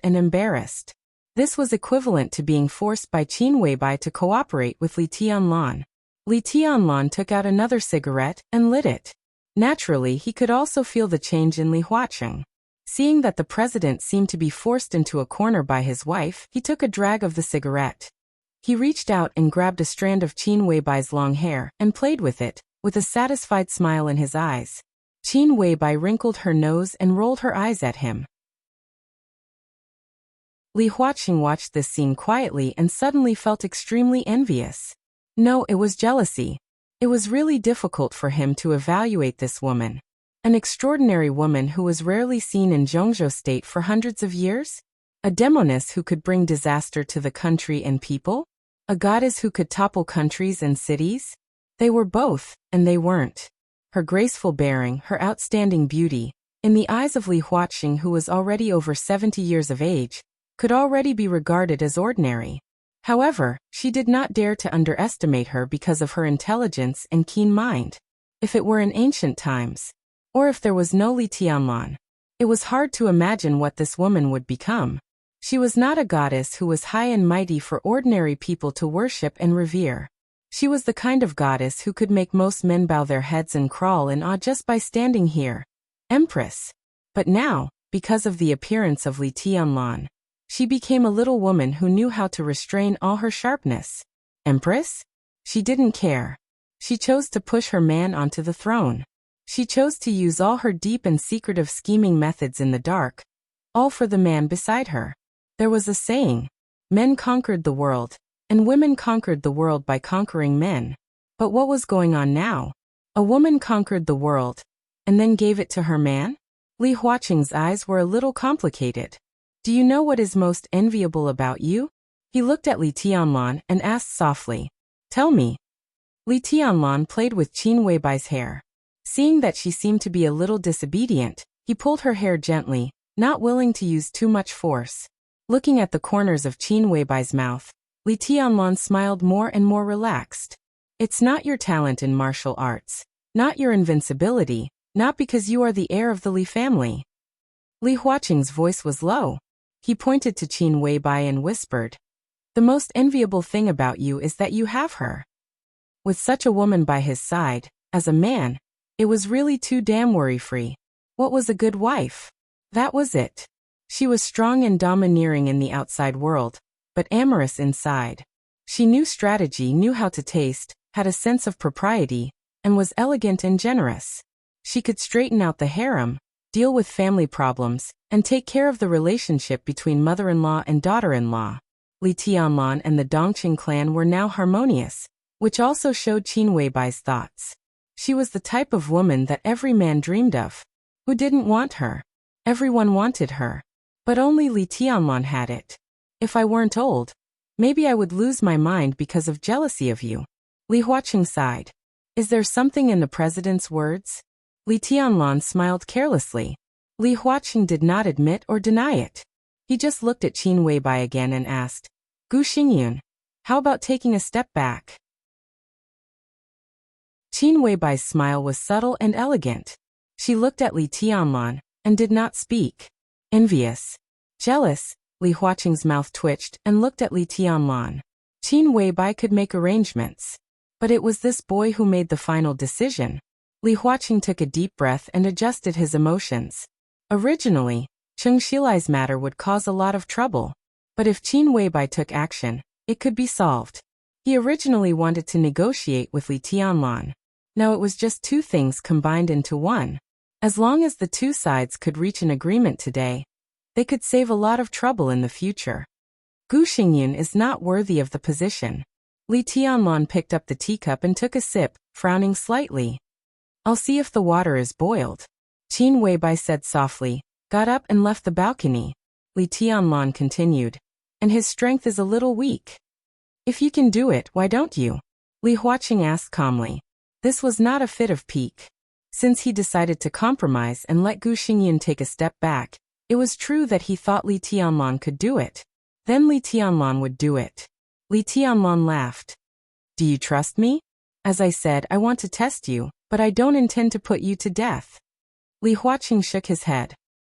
It was me who proposed to let you be the special advisor of Zhongzhou State. In terms of power, you will be slightly higher than Gu Xingyun. In this way, you can also take the initiative in the next situation. Not enough. Li Tianlan shook his head. Li Huaqing had expected it and nodded. Gu Xingyun can go. The parliament appointed you as the special advisor of Zhongzhou State and the war god of Zhongzhou State. Is that enough? I want to enter the parliament. Li Tianlan put down the teacup, looked at Li Huaqing and said softly, enter the parliament. This was naturally different from the previous Gu Xingyun. Gu Xingyun's treatment was actually very high. He was at the same level as a director. It sounded a little higher than a member of parliament. And he could also attend the council meeting. But in many things he only had the right to speak, but not the right to vote. To be exact, he was equivalent to a substitute director who did not enter the parliament and did not serve as a member of parliament. This identity sometimes played a big role, but sometimes it was extremely embarrassing, and its role was even far less than that of a member of parliament. What Li Tianlan needed was not the so-called same level as a director. Instead, it was better to take a step back. He served as the special advisor of Zhongzhou State and the war god of Zhongzhou State. At the same time, he would formally enter the parliament and become a member of Zhongzhou State. This identity controlled all the special warfare forces of Zhongzhou State. In terms of power, even in the parliament, he was a heavyweight who ranked at the top. This was also something that Gu Xingyun had planned for a long time. He was not qualified to take it, but today Li Tianlan was. I thought you were going to ask me to become a director. Li Huaqing laughed. Li Tianlan frowned. He did not understand the meaning of this sentence, so he simply asked, "Are you mocking me?" "No, even if you want to be a director, I can help you with all my strength." Li Huaqing shook his head. "I'm not sure. There are too many variables." Li Tianlan shook his head. "And if I become a director, there will inevitably be one more director. It's so unstable. I just need to enter the parliament." Li Tianlan himself was too young, 23 years old. If he became a director of Zhongzhou State, it was not difficult to imagine how big the storm of public opinion would be in the whole Zhongzhou State. After all, a formal director was not like Gu Xingyun who hid in the dark before. It was to be officially announced by the parliament, exposed by the media, and roughly introduced his job. There were only a few directors. Now Li Tianlan went up, which could be said to be the real teeth of the storm. As for the members of parliament, plus the major directors, there were more than 20. Li Tianlan might still be a little too young among a group of old men, and he would also be exposed by the media and known by the whole country. But compared with becoming a director, Li Tianlan would undoubtedly receive less attention. The most important thing was that the resistance to entering the parliament would also be much smaller. It was enough for the new group to have Wu Zhengmin enter the director's seat in this election. Li Tianlan entered the parliament, plus by Qingqian, the substitute Zhou Yuanshan, and Ji Ankang of Jiangxia, who was not very sure now. Such a lineup was enough. Is it stable to be a member of parliament instead of a director? Li Huaqing smiled. Li Tianlan also smiled. After all, stability was relative. In the case that the members of parliament in Zhongzhou State were generally in their 50s or 60s, a 23-year-old member of parliament suddenly intervened. No matter how low-key he was, it would be a real storm for the outside world. At that time, the people of the whole Zhongzhou State would know that he was the current guardian of Zhongzhou State and the first expert of Zhongzhou State. A series of structures that had been hidden in the dark, such as the special warfare system and the war god, would officially come out from the dark. This was enough to shock the whole Zhongzhou State. But Li Huaqing roughly understood Li Tianlan's meaning. It was indeed stable. Being a director and being a member of parliament were the same for the people of Zhongzhou State. They were both storms. But for the parliament, it was the opposite. There were only so many directors' positions, and everyone was fighting for them with all their might. Now there was no vacant position for Li Tianlan. There were relatively more seats for members of parliament, and Li Tianlan was fighting for the identity of a member of parliament. He already had a position that matched this identity. It was nothing more than giving Li Tianlan a position in the parliament, which was not difficult. As long as the parliament could accept him and be stable, Li Tianlan would not care about the outside world's public opinion. You want to be in this position because you want to be a shield for Yuanshan, right? Li Huaqing said with a smile.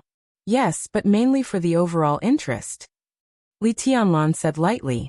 Zhou Yuanshan would also enter the parliament in this election, but because of his age and qualifications, it was impossible for him to be a member directly. He should be a substitute member.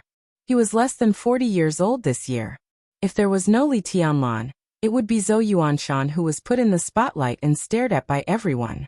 And he was the candidate for the president of the new group 15 years later. Putting him in the spotlight was not good for the overall situation of the new group. Li Tianlan entered the parliament. A 23-year-old official member was definitely more eye-catching than a less than 40-year-old substitute member. This was also a way to protect Zhou Yuanshan. But it was also a helpless move, because the new group really didn't have many people who could go to the top. If there were many people like this, it would be best for Zhou Yuanshan not to enter the parliament this year. He had enough momentum. Pursuing power maximization in the short term would only make others uneasy. In this case, it's better to go further.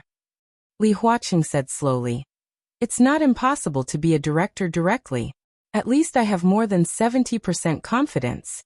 This is not a bad thing for you, is it? Li Tianlan frowned and said nothing. Li Huaqing's meaning was a little strange. Of course, he could see the change in Li Huaqing's attitude. Originally, not to mention becoming a member or a director, he even didn't want to give Gu Xingyin the position of national war god. Now it was good that he finally relented, but he actually supported him to become a director of Zhongzhou state in one step? Just as Li Huaqing said, this was really not a bad thing. But it was also not a good thing. Advantages and disadvantages were mixed. In that position, in layman's terms, Li Tianlan was put on the fire to roast. A new group rising fast. He and Wu Jingmin became directors. At that time, not to mention the academics and the Prince group and the Southeast group, even the North group and the Giant group might have other ideas. The increase of power would naturally bring a lot of benefits, but at the same time, they would face a more complicated situation. What did Li Huaqing mean? Indeed, it's not a bad thing. Li Tianlan said slowly. Li Huaqing raised the corner of his mouth slightly. But I refuse. Li Tianlan said lightly. Li Huaqing narrowed his eyes and said nothing. Qin Weibai walked to the balcony again and added hot water to the teacups in front of them. I thought you wouldn't refuse. Li Huaqing said slowly. It's too troublesome. I'm not used to it. Li Tianlan said straightforwardly. Well. Li Huaqing shook his head. You can enter the parliament, but the positions such as special advisor and national war god are still too vague for the outside world. If you want to go to the front, the parliament will inevitably announce your position. Although it won't be too detailed, it can't be too general. The parliament can't completely transparent the structure of the secret service. So, Li Huaqing smiled. If you don't want to be a director, then you can take a position in the army headquarters.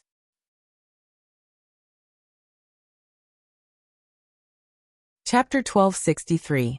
A faint astonishment flashed through Li Tianlan's eyes.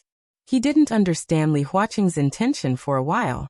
He was afraid that he would lose control if he had too much power in his hands. But in just a few words, the other party actually couldn't wait to give him more power? It was not a surprise for Li Tianlan to be able to enter the parliament, and it was no loss for Li Huaqing. This should be a condition that both sides could accept. It was a little weird that Li Huaqing was willing to help him become a counselor. Li Tianlan was unwilling to accept it, but he didn't embarrass him. Instead, he wanted to give him a position in the army headquarters. What position? This was a very obvious matter. After the election, or before the election, Li Tianlan's appointment would be issued. He would serve as a special advisor of Zhongzhou state and the national war god. And after the election, he would become a counselor of Zhongzhou state. With this identity, what position could he hold in the army headquarters? Obviously, it couldn't be the major theater of operations. The top leaders of the major theater of operations were not counselors. It couldn't be those headquarters. If it was one of those headquarters, it wouldn't just be a temporary position, but a real power. A position in the army headquarters. With Li Tianlan's current status and strength, he should at least be a deputy minister. This meant, no, deputy minister. Li Tianlan's eyes narrowed, and he suddenly understood what Li Huaqing meant. Li Huaqing smiled and tasted the tea, and it seemed that he didn't mean anything. Li Huaqing also laughed. He gently knocked on the table in front of him and said directly, "You don't want me to live a little more comfortably?" This was what Li Huaqing meant. You want power? I can give it to you. But I just won't let you live a good life. I have to make you unhappy. You are still young. At this age, you are young and arrogant. You look down on the world and are confident that you are invincible. Live a good life? That's not what young people should do. Enjoying life in peace is not what young people should do. We old people should live a better life and enjoy today's prosperity and peace. You are young, of course you have to fight. Haha. Li Tianlan was expressionless. Haha. Li Huaqing was also expressionless. These two chuckles were very vivid. Li Tianlan turned to look at Qin Weibai. Once again, Qin Weibai sat in her seat. She was languid and relaxed, like a cat basking in the sun on her own turf. She did not have the slightest intention to speak. Noticing Li Tianlan's gaze, she also raised her head and looked at Li Tianlan, her eyes a little obscure. Li Tianlan seemed to understand something. He turned his head and knocked on the table, muttering to himself. Qin Weibai's meaning was vague but obvious. A temporary post in the military. There were pros and cons to this matter. There was great trouble, but there were also great prospects. Moreover, this matter was not easy to accept, nor was it easy to reject. Naturally, it would be inappropriate to accept it. I can't accept it. He wants to be a senator. Li Huaqing gave it to him. He wanted the position of Heavenly Imperial Protector. Li Huaqing gave it to him. He wanted to suppress Gu Xingyun. Li Huaqing agreed. I don't want to be a director. Li Huaqing didn't object either. In the end, you didn't even agree to a position in the military. Do you really think that the parliament is run by your family? Now the Li of President Li Huaqing is not the Li of Li Tianlan. Therefore, Qin Weibai didn't give him a specific suggestion. She just told him that if he refused, it would not be good. This also made Li Tianlan understand the other meaning of her words. It was not because he was so smart. But Li Tianlan was very clear about his current bargaining chips. Gu Qingqiu, Cheng Shilai Li Kuangtu. He now had enough bargaining chips in his hand. If he used this as a bargaining chip to refuse Li Huaqing and didn't want to be in the military, there was little room for Li Huaqing to fall out. However, Qin Weibai showed her bargaining chips, but she didn't use them to refuse the position in the military. This could only mean one thing.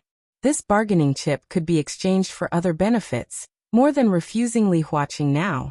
If I refuse, Li Huaqing directly interrupted Li Tianlan's words and said with a smile, if you refuse, you refuse. It's not a big deal. It's just that compared with the status of a senator, a temporary post in the military is simply dispensable. If you don't want to go to the military, then you don't have to go to the parliament. It was really straightforward.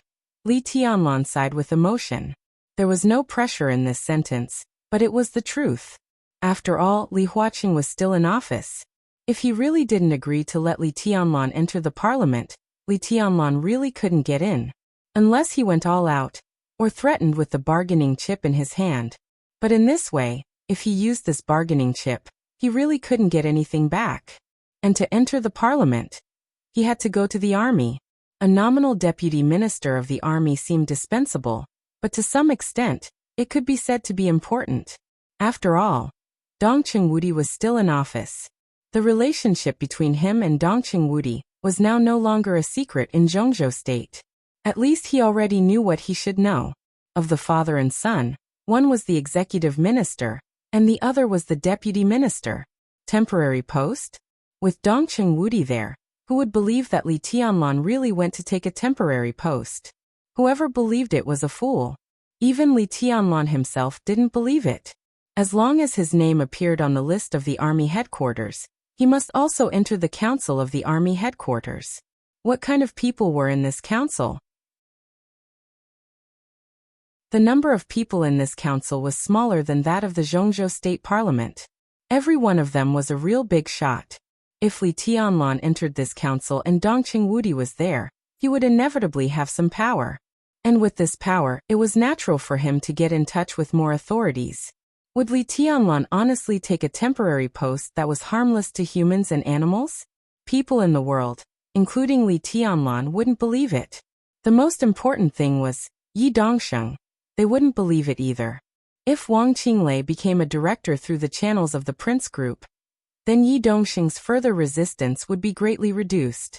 Human affairs at this level, they were connected to each other in the first place.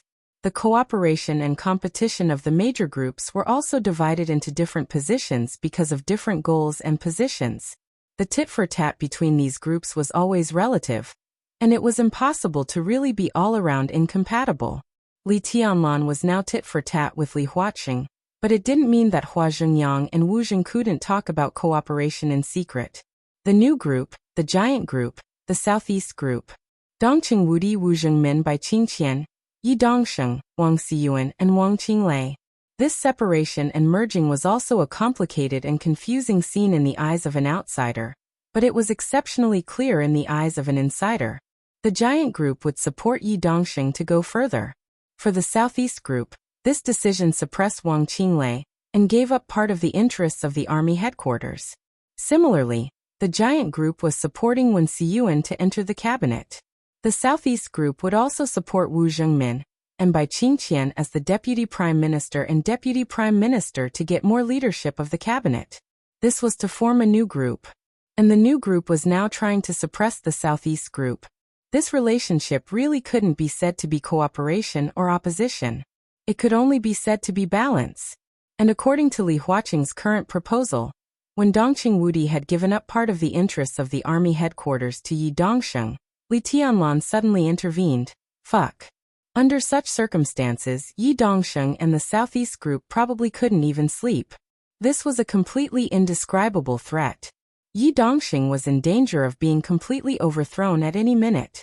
The Wang family of Beihai would inevitably make corresponding moves. Once they made a move, how could the Prince Group ignore it? Li Tianlan entered the army headquarters and directly threatened the Southeast Group. The indirect threat was the Prince Group. In this way, what situation would Li Tianlan and the new group face?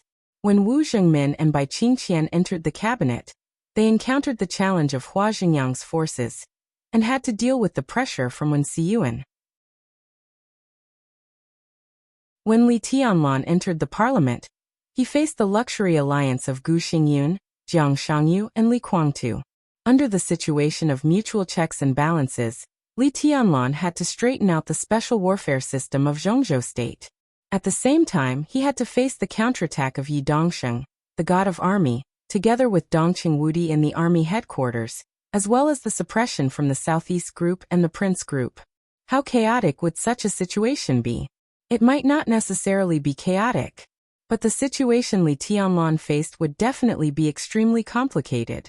It was like one shackle after another, tightly shrinking on Li Tianlan, making him uncomfortable every time he moved, and even unable to move at all. This is deliberately embarrassing me? Li Tianlan asked with a smile.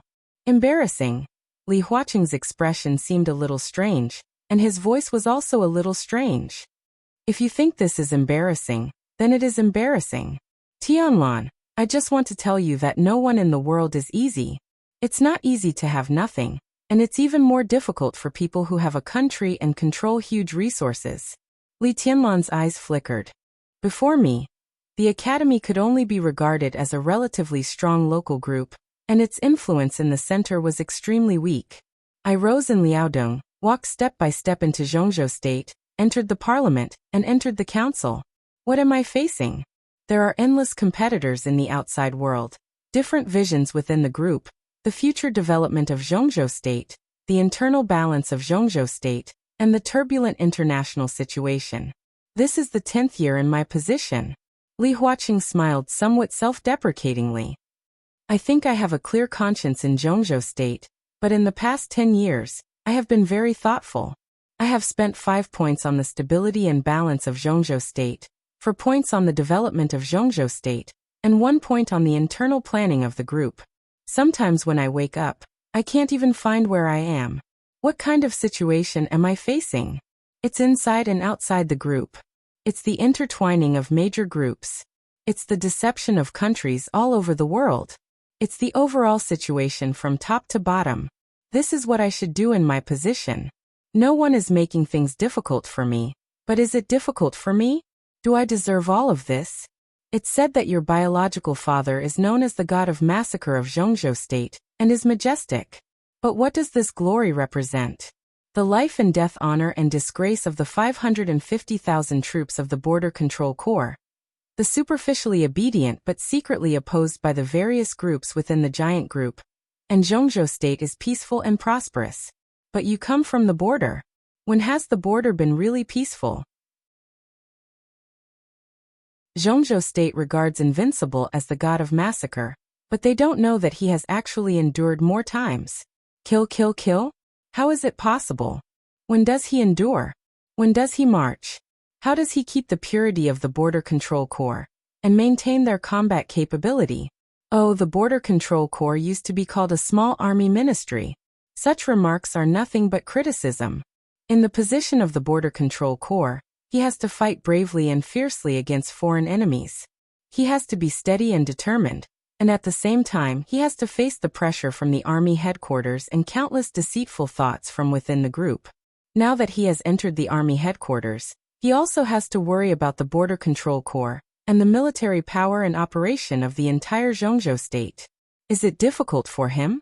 This is what he should do in his position, and no one is making things difficult for him. Does he deserve it? Li Tianlan lit a cigarette and remained silent. I'm talking about your grandfather.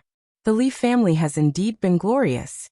But Senior Li has been the war god of Zhongzhou state for more than 20 years. He has participated in hundreds of battles, big and small. Nearly half of the battles are with the invincible realm experts of other superpowers. He never retreated in a life-and-death battle. In peacetime, he has to stabilize the relationship with Beihai, maintain the autonomy of the Li family, and face the pressure of the parliament and the hostility of the dark world. After the case of treason, he took the Li family to the border and supported the purgatory of Heaven capital. He endured for more than 20 years, and he didn't really see the Li family return to its peak before he died. Who is making things difficult for him? Does he deserve it? The Wang family of Beihai has a history of more than 500 years. Its family history is almost the same as the history of Zhongzhou state. They were called the Wang family in the beginning. They fell behind and were revived by the chosen one ancestor. There was a time when they were called the Wang family's alliance. Later, they occupied half of Beihai. For about 20 years, they were called the royal family. Later, with the addition of the ancestors of the Lin clan, the two chosen ones at that time pushed the royal family to the peak together, and then it became the present Wang family of Beihai. Since these four words appeared, they have always been the first wealthy family in the dark world. After hundreds of years of ups and downs, they have always been the first wealthy family in any situation. What was Wang Tianzong like in the past? He was known as the Sword Emperor, invincible in the world, with great talent and bold vision. But who could understand the pressure he bore? More than 20 million people in Beihai, the Southeast Group, and the glory of hundreds of years were pressed together. That pressure could really crush people to death. Generations of patriarchs of Beihai bore this pressure, because every generation of patriarchs knew that if they couldn't bear this pressure, they would die. Therefore, every generation of patriarchs of the Wang family of Beihai is a well-deserved expert, but also a veritable coward. That ancestor, the current Wang Tianzong and Wang Xingxiao, they have the same mentality, which is fear. In fear, they bear the pressure that can crush people to death. They are afraid that they can't do it well, afraid that they will lose everything, afraid that they will lose their families. Beihai is indeed a paradise for ordinary people and ordinary officials. But outside this paradise, there is the oppression on Mount Dibing, the fear and dissatisfaction of the patriarch of the Wang family of Beihai. They are in such an environment. Did someone make things difficult for them? Do they deserve it? The teacup in Li Huaqing's hand made a soft sound. Li Huaqing's face was ruddy, and there was a clear agitation in his heart. Li Tianlan seemed to understand what he was going to say.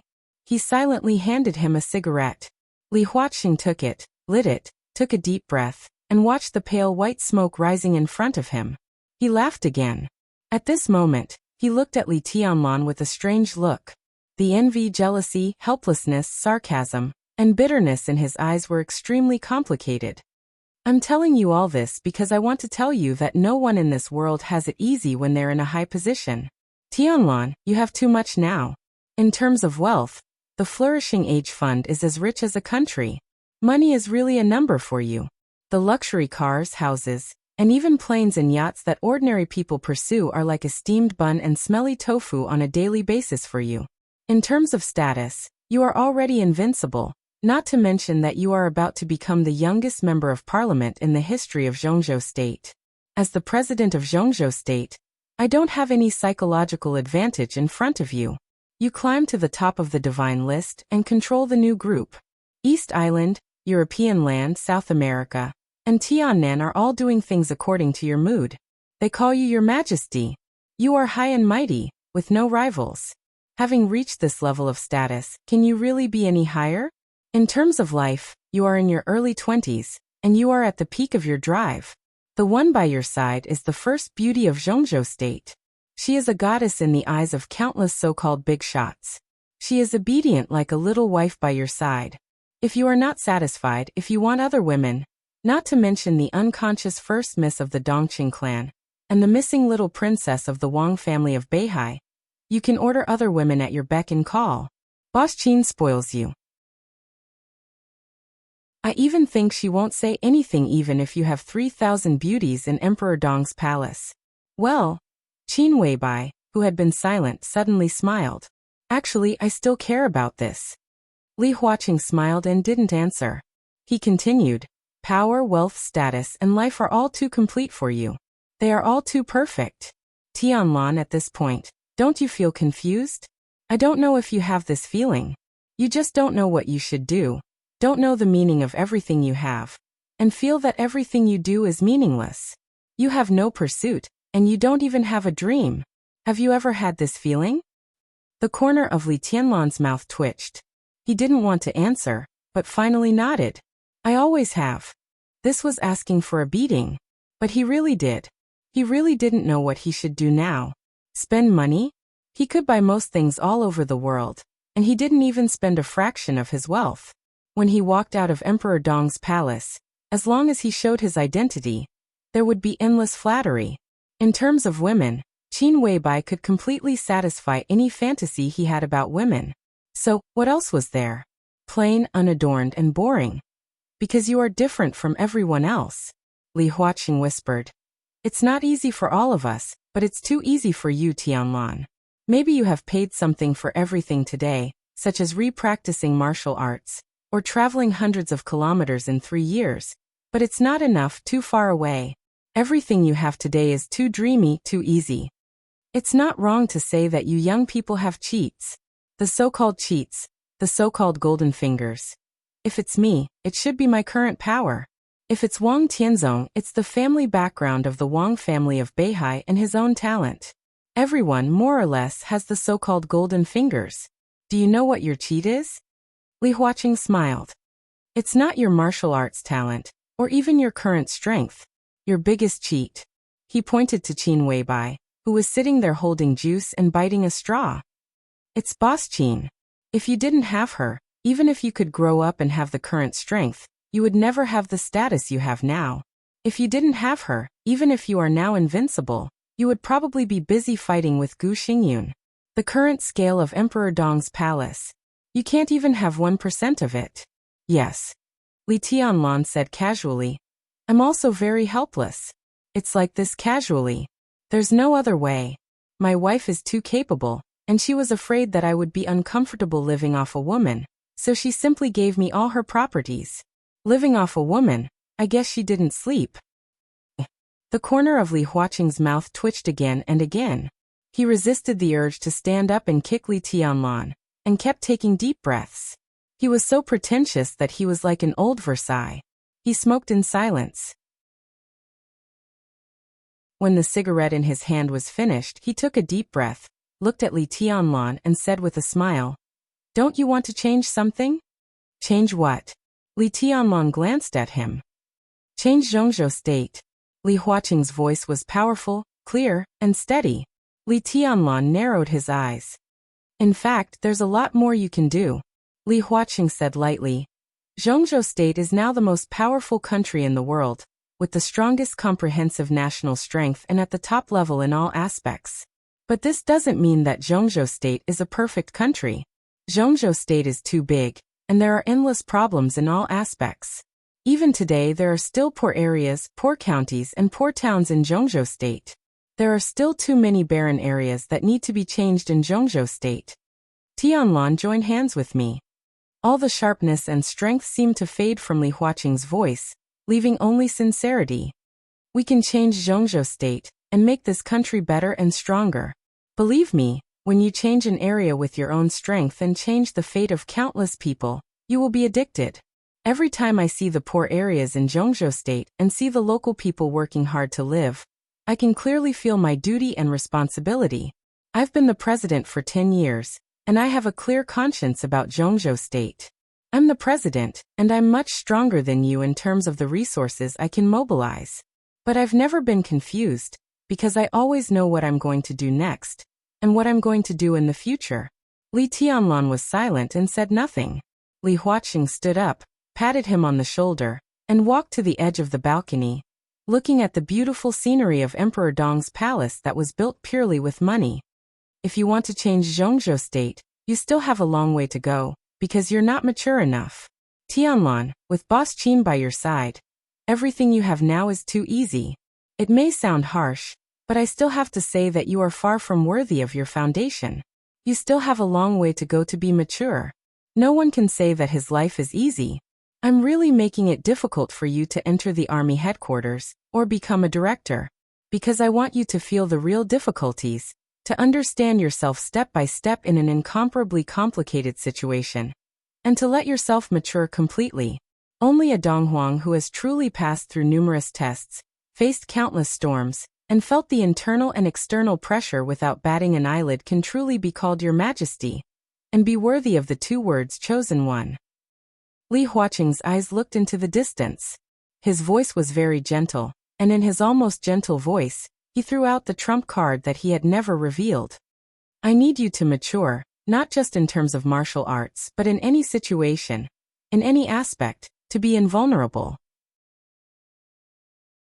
Tianlan, are you interested in my current position, the president of Zhongzhou state?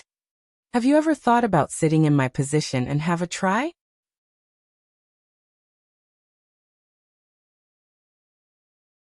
Chapter 1264. Qin Weibai smiled dreamily, perfect and flawless. She had been looking forward to this scene and this sentence for a long time. Let Li Tianlan be the successor. Qin Weibai could be sure that no one in the entire Zhongzhou state could think of this except Li Huaqing and Qin Weibai. Li Huaqing's secretary, Ma Si, might have vaguely guessed everything, but she was not sure. This was Li Huaqing's personal madness. This was truly a huge gamble. And before this trump card was revealed, it was the time for Li Huaqing to hesitate before putting down his chips.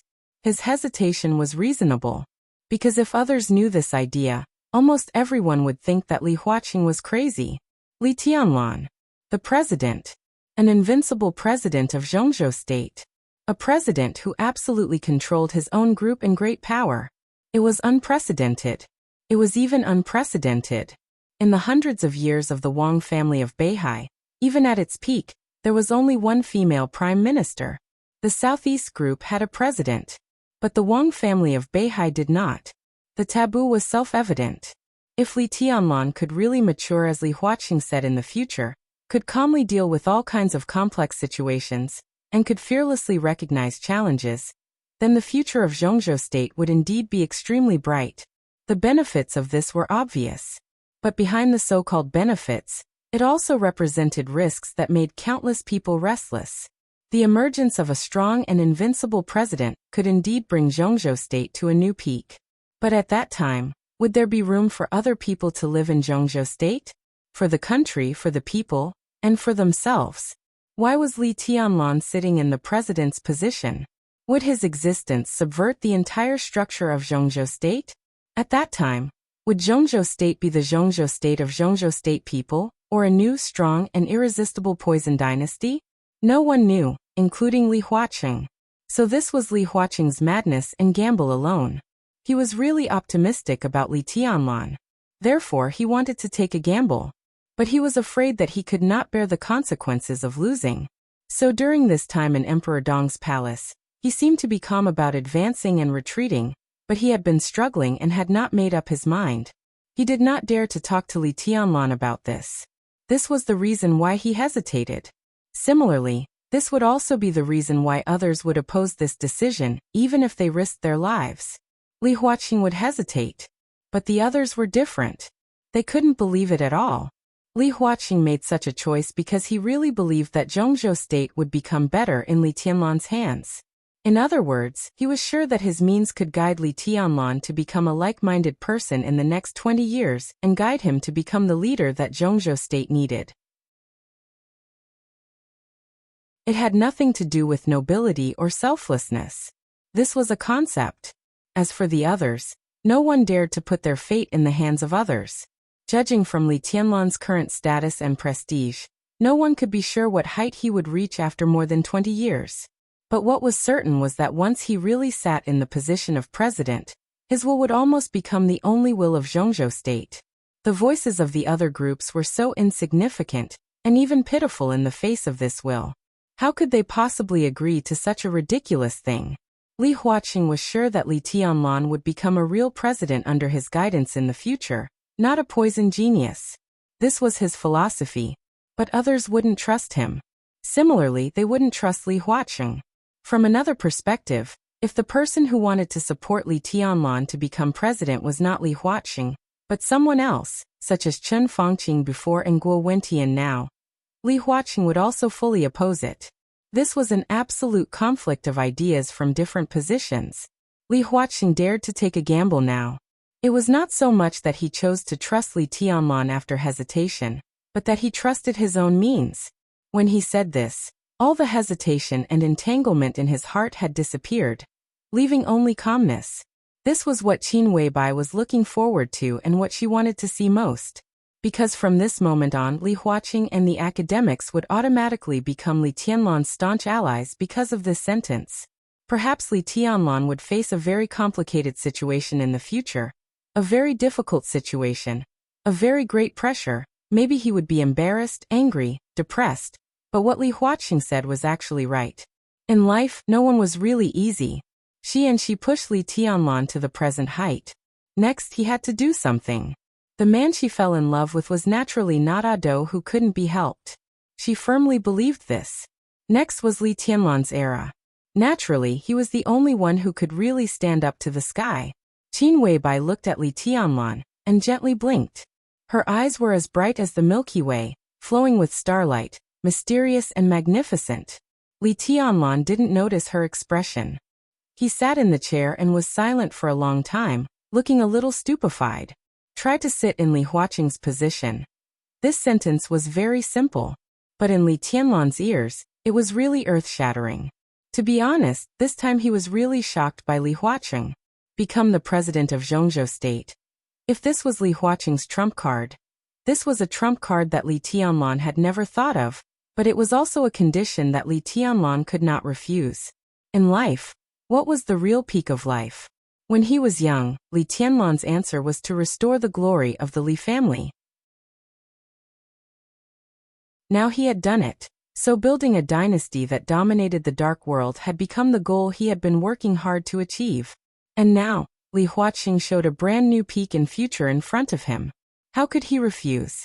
This was no longer a question of whether he was tempted or not. Change the world, change Zhongzhou state, create the future. Everything that was illusory became possible in this sentence. Li Tianlan took a deep breath.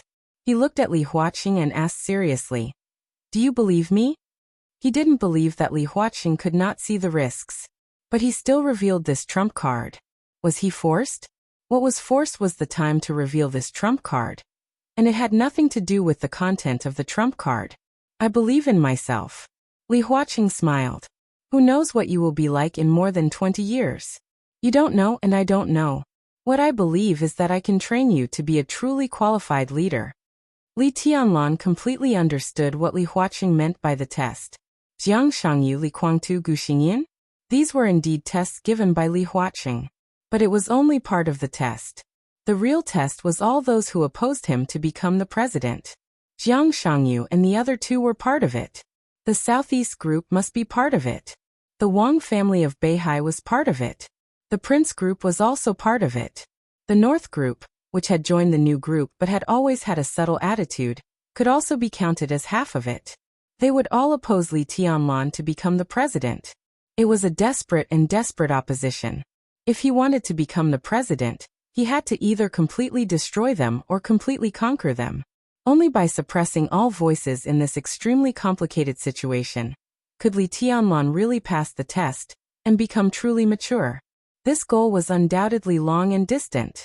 But Li Tianlan now had enough capital. He had the support of the new group and the giant group. Now he also had the support of the academics and Emperor Dong's palace. This force was enough to support Li Tianlan to face any difficulties and any opponents. It was enough to support him to charge towards that goal. So it was meaningless to still struggle with whether to go to the army headquarters or to become a director. Entering the army headquarters would cause those people to feel uneasy. Becoming a director would also cause those people to rebound. But as long as Li Tianlan did not refuse Li Huaqing's temptation, then the competition with those people was inevitable. Li Tianlan could not refuse Li Huaqing's conditions. He did not know what he would become if he succeeded, what Zhongzhou state would become, or what height he would reach in the future. But those were not important. It was too far away to talk about those now. But it was precisely because it was far away that it became the clearest goal. With a goal, there would naturally be motivation. That position, the position that all groups had been seeking for hundreds of years since the founding of Zhongzhou state. The position that had been turbulent in Zhongzhou state for thousands of years, where heroes racked their brains to fight for supremacy. Everyone was dreaming of it, and everyone was striving for it. If Li Tianlan said that he was not interested, he would probably feel that he was so hypocritical that it was disgusting. His thoughts completely soared between Li Huaqing's words in silence, and in a trance, with unscrupulous sharpness. Li Huaqing looked at Li Tianlan quietly. He really believed in himself. So when the hesitation and struggle completely disappeared, the sense of oppression on his body became more and more clear. You haven't told me yet. Do you want to sit in my position and have a try? Yes. After a long and short silence, Li Tianlan finally opened his mouth. Just one word, clear and straightforward. Of course he wanted it. No one didn't want it. Even if he became the chosen one in the future, even if Dong Huang came to the real end of martial arts, even if he guarded Zhongzhou state in the future and kept his word. But no matter how rich he was, invincible in the world and powerful in the court, it was two different things compared with sitting in that position. Li Huaqing laughed. I can help you, and the academy can help you. Tianlan, we still have a long time. I will do my best to make you a real leader, and make you realize what responsibility and what real ambition is. Li Tianlan's eyes were a little dazed. He suddenly thought of the consultant who had appeared beside him when he was in the desert prison. Zhou Tong, a name that had been forgotten by many people in Zhongzhou state. But he was also the strongest opponent that Li Huaqing had ever encountered in his life. Even Li Huaqing had to admit this. The game between the two of them more than 10 years ago seemed calm, but it was extremely tragic. Tit for tat, it affected the whole situation of Zhongzhou state. And some of the details, except for Zhou Tong and Li Huaqing, until now no one knew. Everyone saw the final result. Zhou Tong, who had a slight upper hand, lost half a move at the last moment. It was okay to say that Li Huaqing overtook him at the bend, but it was okay to say that he fought back. The final result was clear. Li Huaqing became the crown prince of Zhongzhou state at that time. Zhou Tong retired in the year of his defeat. Then 2 years later, he was secretly arrested without being announced and sent to the desert prison. And Li Huaqing became the crown prince. 2 years later, he ascended to his current position until now. Zhou Tong had always had a very special position in the desert prison. Similarly, he was also the prisoner that Li Tianlan valued most in the desert prison. His former identity, his experience, his vision, and his wisdom would not decline because he was in prison.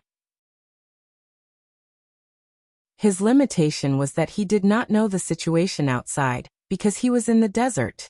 He had been infinitely close to the peak of power, but he had also failed miserably. After so many years, if he knew how to reflect, he would definitely be the person who knew what success was best.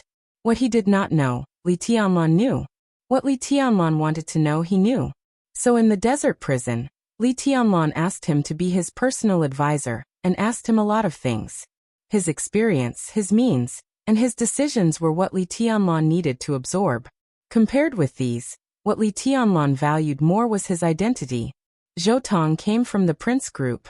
More than 10 years ago, he was able to compete with Li Huaqing for the position of crown prince, which was enough to show his status. He was the top tycoon of the prince group.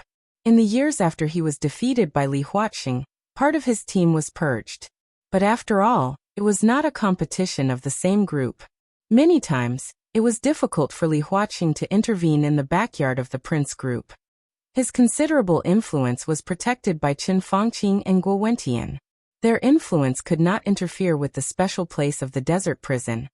But for Zhou Tong's son, they were trying their best to cultivate. Zhou Tong's son, Zhou Qi, was now the deputy speaker of Southwest City, and one of the most popular backbone of the Prince Group. In this election, Zhou Qi would definitely go further. He would either become the mayor of Southwest City or the speaker of Talent Province. With his current status in the Prince Group, 5 years later, he would enter the parliament. It was almost a certainty that he would become the new leader of the Prince Group. And Zhou Tong's influence in the Prince Group was not only maintained by Zhou Qi. Although some of the old subordinates he had personally promoted did not enter the parliament, they had great influence in Tianfu, Southwest, Qianzhou, and Nanyuan.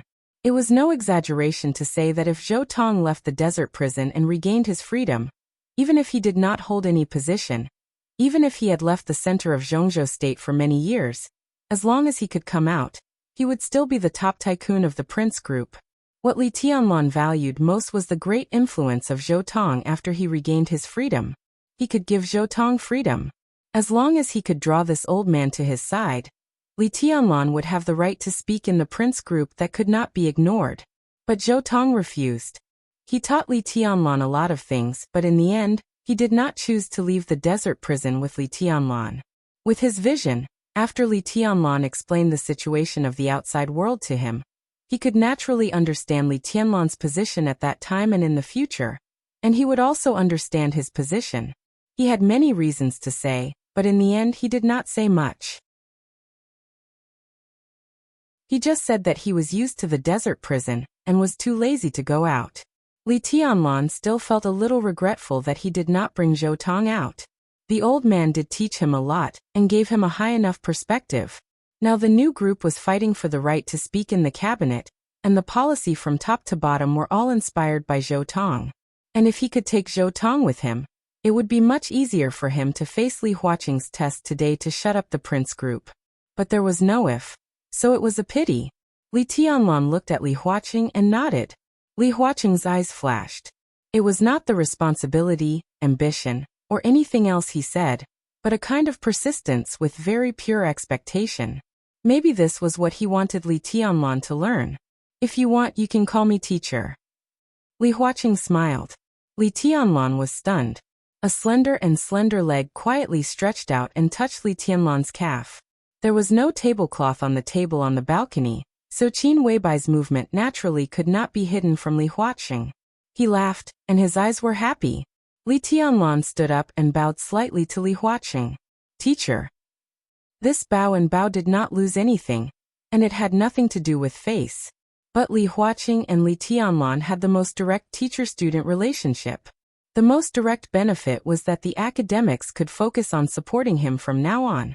From then on, in the next many years, Li Huaqing would try his best to teach Li Tianlan how to become a president, instead of just being an invincible heavenly sun in the dark world.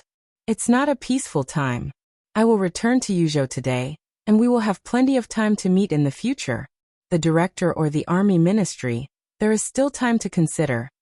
Li Huaqing smiled and nodded, and said in a gentle voice, if Li Tianlan chose to become a director, he would naturally live in the Hidden Dragon Sea in the future, which was the closest to Li Huaqing and convenient for classes. If he chose to become a member of parliament in the army ministry, then after the election, Li Tianlan would live in Dragon Lake Park, not far from Li Huaqing. There would be plenty of opportunities to meet. Li Tianlan nodded and said yes.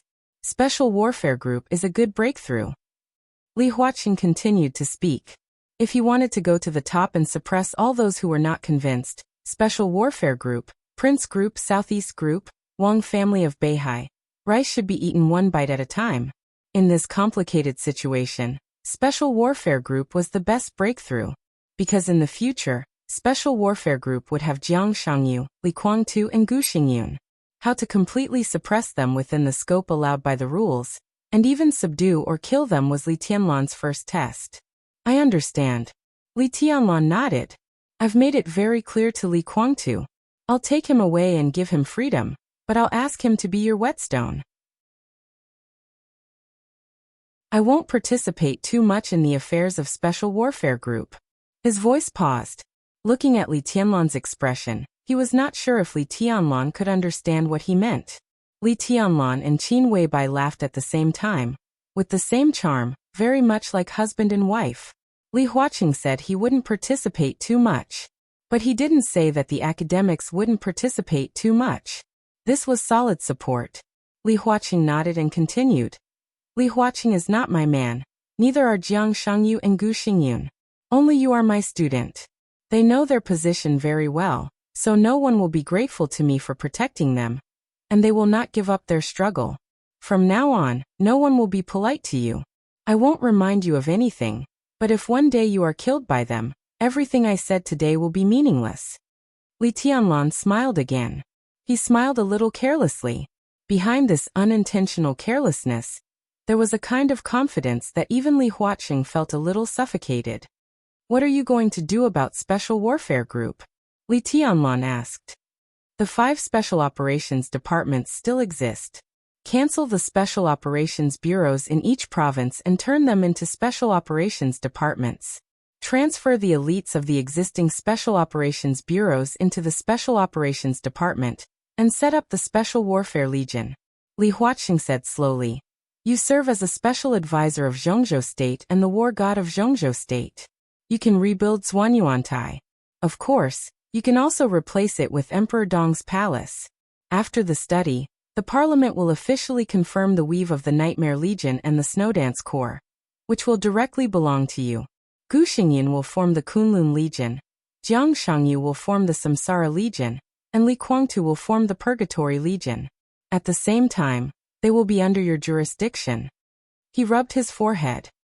The 5 legions are united against the external forces, and the 5 special warfare divisions are against the internal forces.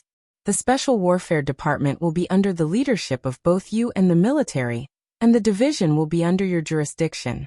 There are still many details that need to be discussed, but once the general structure is confirmed, the rest is not difficult. You can make changes before and after the election. Of course, the special warfare system consisted of more than the combatants mentioned by Li Huaqing.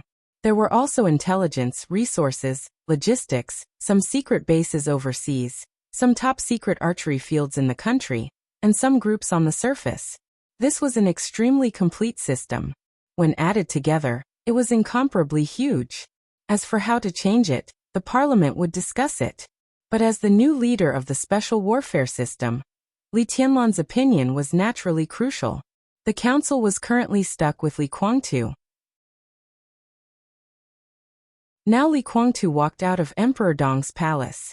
Next, both the Senate and the Senate, even the think tank of Emperor Dong's palace, had to participate in the reform of the special warfare system. Li Tianlan nodded. After a moment of silence he said calmly, "Let's go and see Li Kuangtu again."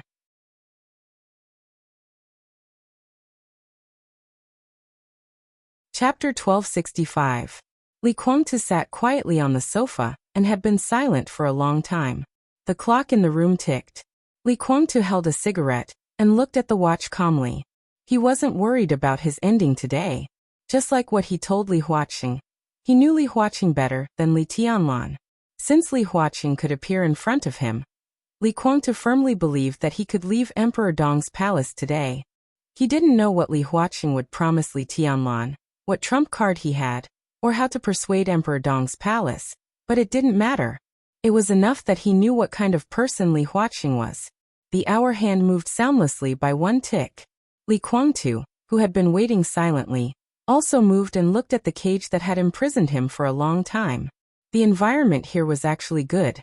Located in the castle of Emperor Dong's palace, it was naturally not too shabby. This should be a guest room. The structure of an apartment. The living room was simple and elegant, and the room was comfortable. There was a separate bathroom and washroom, but there was no kitchen, so there was no need for that. Li Tianlan didn't abuse him. He had different kinds of 3 meals a day, which were extremely sumptuous. When he was imprisoned here at the beginning, he was forbidden to smoke and drink. Because his injury was so serious that it went deep into his internal organs, someone sent him medicine every day. They were all Chinese medicine with mild properties, which seemed to be carefully brewed. When his injury was initially stabilized, Cigarettes began to be provided. And then there was good wine. Zhonghua Maotai, all the same, whether you like it or not. Up until half a month ago, as his injuries healed, he could even choose his own food and drink. It was hard to say whether Li Tianlan was good or bad to him. Except that he couldn't walk freely, Li Tianlan met all his needs in life, took care of his injury, took care of his food, but did not allow him to walk freely, nor did he allow him to have any contact with the outside world. Every day, it was the guards of Emperor Dong's palace who brought him food and medicine, and they basically never talked to him. They would seriously write down his requests, but they never replied, just like mutes. Li Tianlan never looked at him. The two were in a stalemate, as if they would never talk to each other. Li Guangtu could roughly understand what Li Tianlan meant. He didn't want to kill him. At least not before today. If he had not been captured, then in the future dispute between the Purgatory of Heaven capital and Emperor Dong's palace. Even if he failed, Li Tianlan would probably imprison him like today.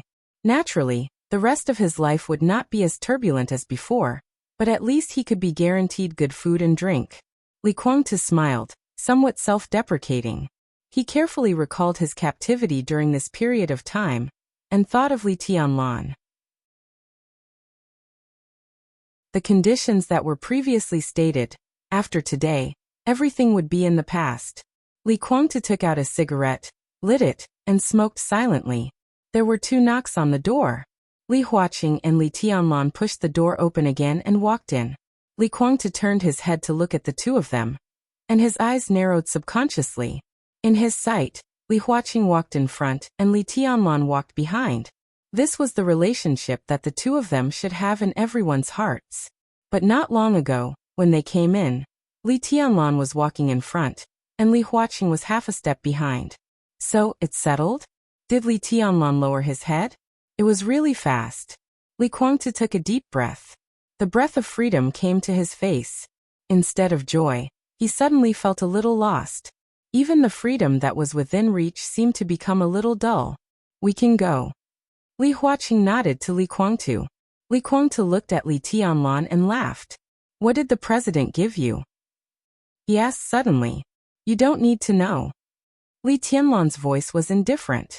Li Guangtu's smile remained unchanged and he continued. The conditions you proposed before were really good. As he spoke, he was also quietly observing Li Huaqing. Li Huaqing smiled and said nothing. He was not afraid that Li Guangtu would go back on his word. It was meaningless. Because Li Tianlan was not stupid. Li Guangtu joined Emperor Dong's palace now, and Li Tianlan could indeed get a lot of things. But now that Li Guangtu had left, Li Tianlan would get the whole Zhongzhou state in the future. This bargaining chip was enough to crush everything. Li Guangtu could not compare with it. The Purgatory of Heaven capital could not compare either. Sure enough, Li Tianlan shook his head and said without hesitation, It's too late to regret. Li Guangtu's pupils contracted very subtly. Of course, he didn't really regret it. He was just testing his value in Li Guangtu's eyes to see what the president promised Li Tianlan for his freedom.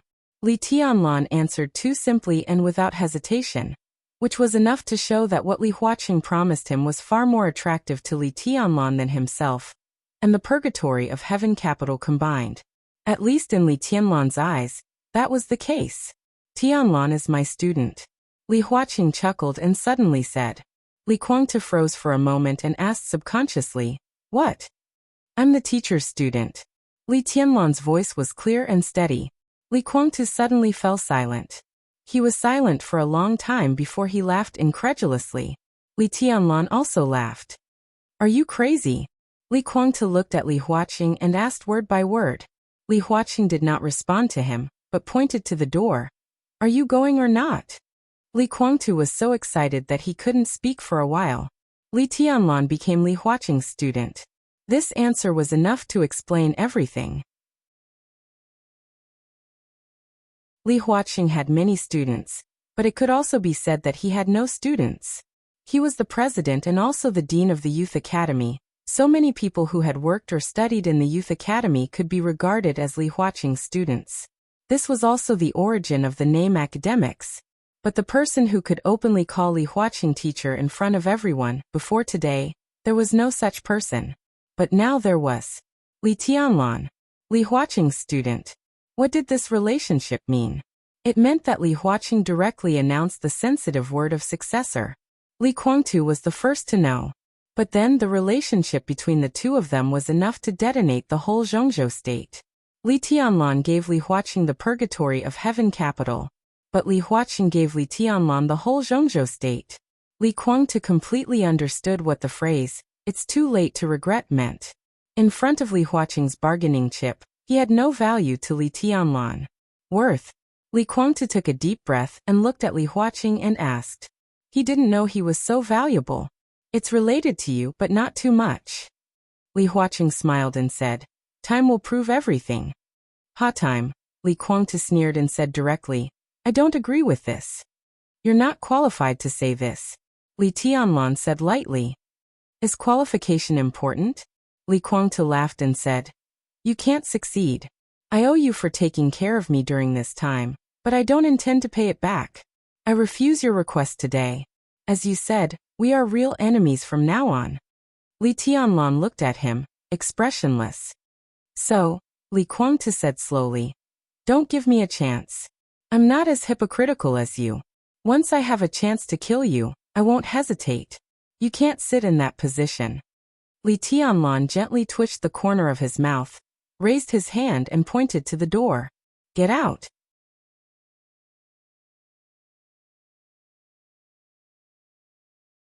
Chapter 1266. Li Guangtu didn't get out. He stood in front of Li Tianlan, and his smile widened as if he was provoking him. No regrets. Let me remind you, no matter how wonderful the future is, it's not now. It is said that people should take a long-term view, but if it's too long-term, it's just a dream and unrealistic. After all, you have to look at what's under your feet and in front of you.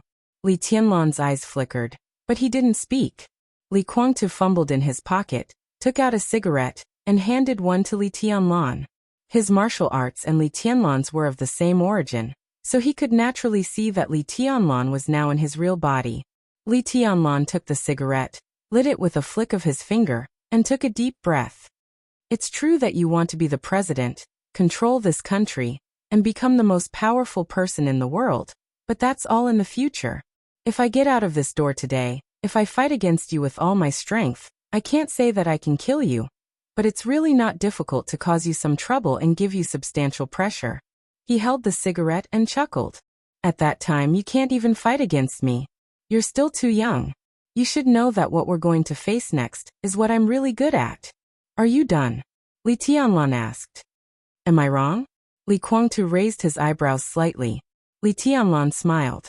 Yes, of course he was right. He understood what Li Guangtu's words meant.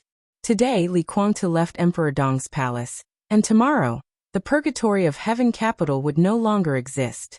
He would become the commander of the Purgatory Legion of Zhongzhou State. He was the top big shot in the special warfare system of Zhongzhou State. He could be said to be Li Tianlan's subordinate, and also his opponent. Li Tianlan had a commanding position, and Li Guangtu also had a chance to surpass the senior. As long as he left Emperor Dong's palace today, they would all be bound by various rules of Zhongzhou State. From the general direction of Zhongzhou State, Li Tianlan and Li Guangtu were colleagues, and people on the same side. People on the same side who were on the opposite side. Headache, trouble, and complexity. Once this identity was confirmed, if Li Tianlan wanted to directly attack Li Guangtu, it would be a real treason. So no matter how the two fought, at least on the surface, no one could find fault. For Li Tianlan, who had the absolute advantage of force, this was the biggest limitation. Li Tianlan was too inexperienced to play games under these restrictions. He didn't even know the rules of the game. But Li Guangtu was not like this. Before the treason case, he was already the youngest marshal in Zhongzhou State at that time, the first commander of the Border Control Corps, and the young master of the Li family. If he had been an idiot with only strength but no brains at that time, it would have been impossible for the Wang family of Beihai to feel a sense of crisis. It was not difficult to play tricks. However, under the various restrictions, it was really not easy to play tricks within the rules of the game. And this just happened to be what Li Guangtu was best at back then. His strength was not as good as Li Tianlan's. But as long as Li Tianlan did not dare to flip the table, it was absolutely easy for him to create some pressure on Li Tianlan. You're right. Perhaps in this aspect, you do have many methods that I have never seen before. It's a pity that I'm not alone now, and there are no useless people in Emperor Dong's palace. If you want to play, there are many people who will accompany you to the end. If you're not convinced, just bring it on. He reached out and helped Li Huaqing tidy his collar. He smiled and said, I probably know that you always think that I owe you. Although I don't know what I owe you, no matter what I owe you, it should not be as important as my life. This time, I can kill you. The teacher coming to ask for you doesn't mean anything. You should know that if I didn't bring you back, no one could save you. You're not dead now, so even if I really owe you something, I've probably paid it off. So if you want to play, you can do whatever you want. When you fall into my hands next time, you won't have this treatment now. There was an emotion similar to jealousy in Li Guangtu's eyes. Now Li Tianlan was indeed not alone. Emperor Dong's palace was full of talents. It could become the strongest superpower in the dark world today. It had a lot to do with Li Tianlan, but it also had nothing to do with Li Tianlan. Li Tianlan was really young. However, the military counselors were all wily old foxes who had deep foresight. What's more, there was Qin Weibai above these old foxes. Li Guangtu had always longed for such a Emperor Dong's palace. Similarly, such a Emperor Dong's palace really didn't need to be afraid of Li Guangtu. Therefore, Li Tianlan was as calm as a mountain and full of confidence. You'll die and I'll die. That's fair. Li Guangtu nodded and smiled a little strangely. Come on. Li Tianlan didn't know, Li Huaqing didn't know, and everyone didn't know that in fact, he didn't cooperate with Gu Xingyun. From the beginning to the end, he only cooperated with one person. That was Jiang Shangyu. It could be said that Li Guangtu was paranoid, or had a sense of superiority in his heart. Li Guangtu really didn't take Li Tianlan seriously. It was not that he looked down on Li Tianlan, but that Li Tianlan was too young. He might be invincible in personal force, but personal force was not omnipotent. Sometimes it was even nothing. In Li Guangtu's mind, if the difficulty of Emperor Dong's palace was 10, Li Tianlan would take 30%, and the other 70% would be Qin Weibai. This siren was indeed the person he was most afraid of. It could even be said that as long as she was by Li Tianlan's side, he was unlikely to get the complete Emperor Dong's palace. Jiang Shangyu also seemed to know this. So when he found him to cooperate, he directly said that he had his own solution to this problem. Li Tianlan didn't have Qin Weibai by his side. What did this mean? That prospect was so beautiful that he couldn't imagine it. As long as he could go back today, the alliance of the three of them would be officially established. Next, it was time for them to play their cards. Your smile now makes me want to kill you. If there's nothing else, get out. Li Tianlan said in a cold voice. There is really one thing. Li Guangtu snorted and looked at Li Tianlan. How about I call you your majesty and ask you for a favor? Li Tianlan raised his eyebrows. Unless I can kill you, otherwise if there is no accident, I probably won't come here again. Li Guangtu said slowly, if possible, I want to see my daughter. Li Tianlan was silent for a moment. Li Huaqing also narrowed his eyes. Few people in Emperor Dong's palace knew where Dongqing Rushi was. Naturally, there were even fewer people who could directly contact her. In Li Huaqing's mind, Li Guangtu's words undoubtedly meant that he was going to send him away so that he could spend time alone with Li Tianlan. But on this matter, he couldn't say anything. Li Tianlan nodded and said calmly, Okay, I'll talk to my teacher and ask Senior Yu to take you there. Li Huaqing relaxed his eyebrows and smiled. You're tuning in to the Echoes of the Heart YouTube channel. Don't forget to subscribe and join us on this journey to catch the most captivating stories.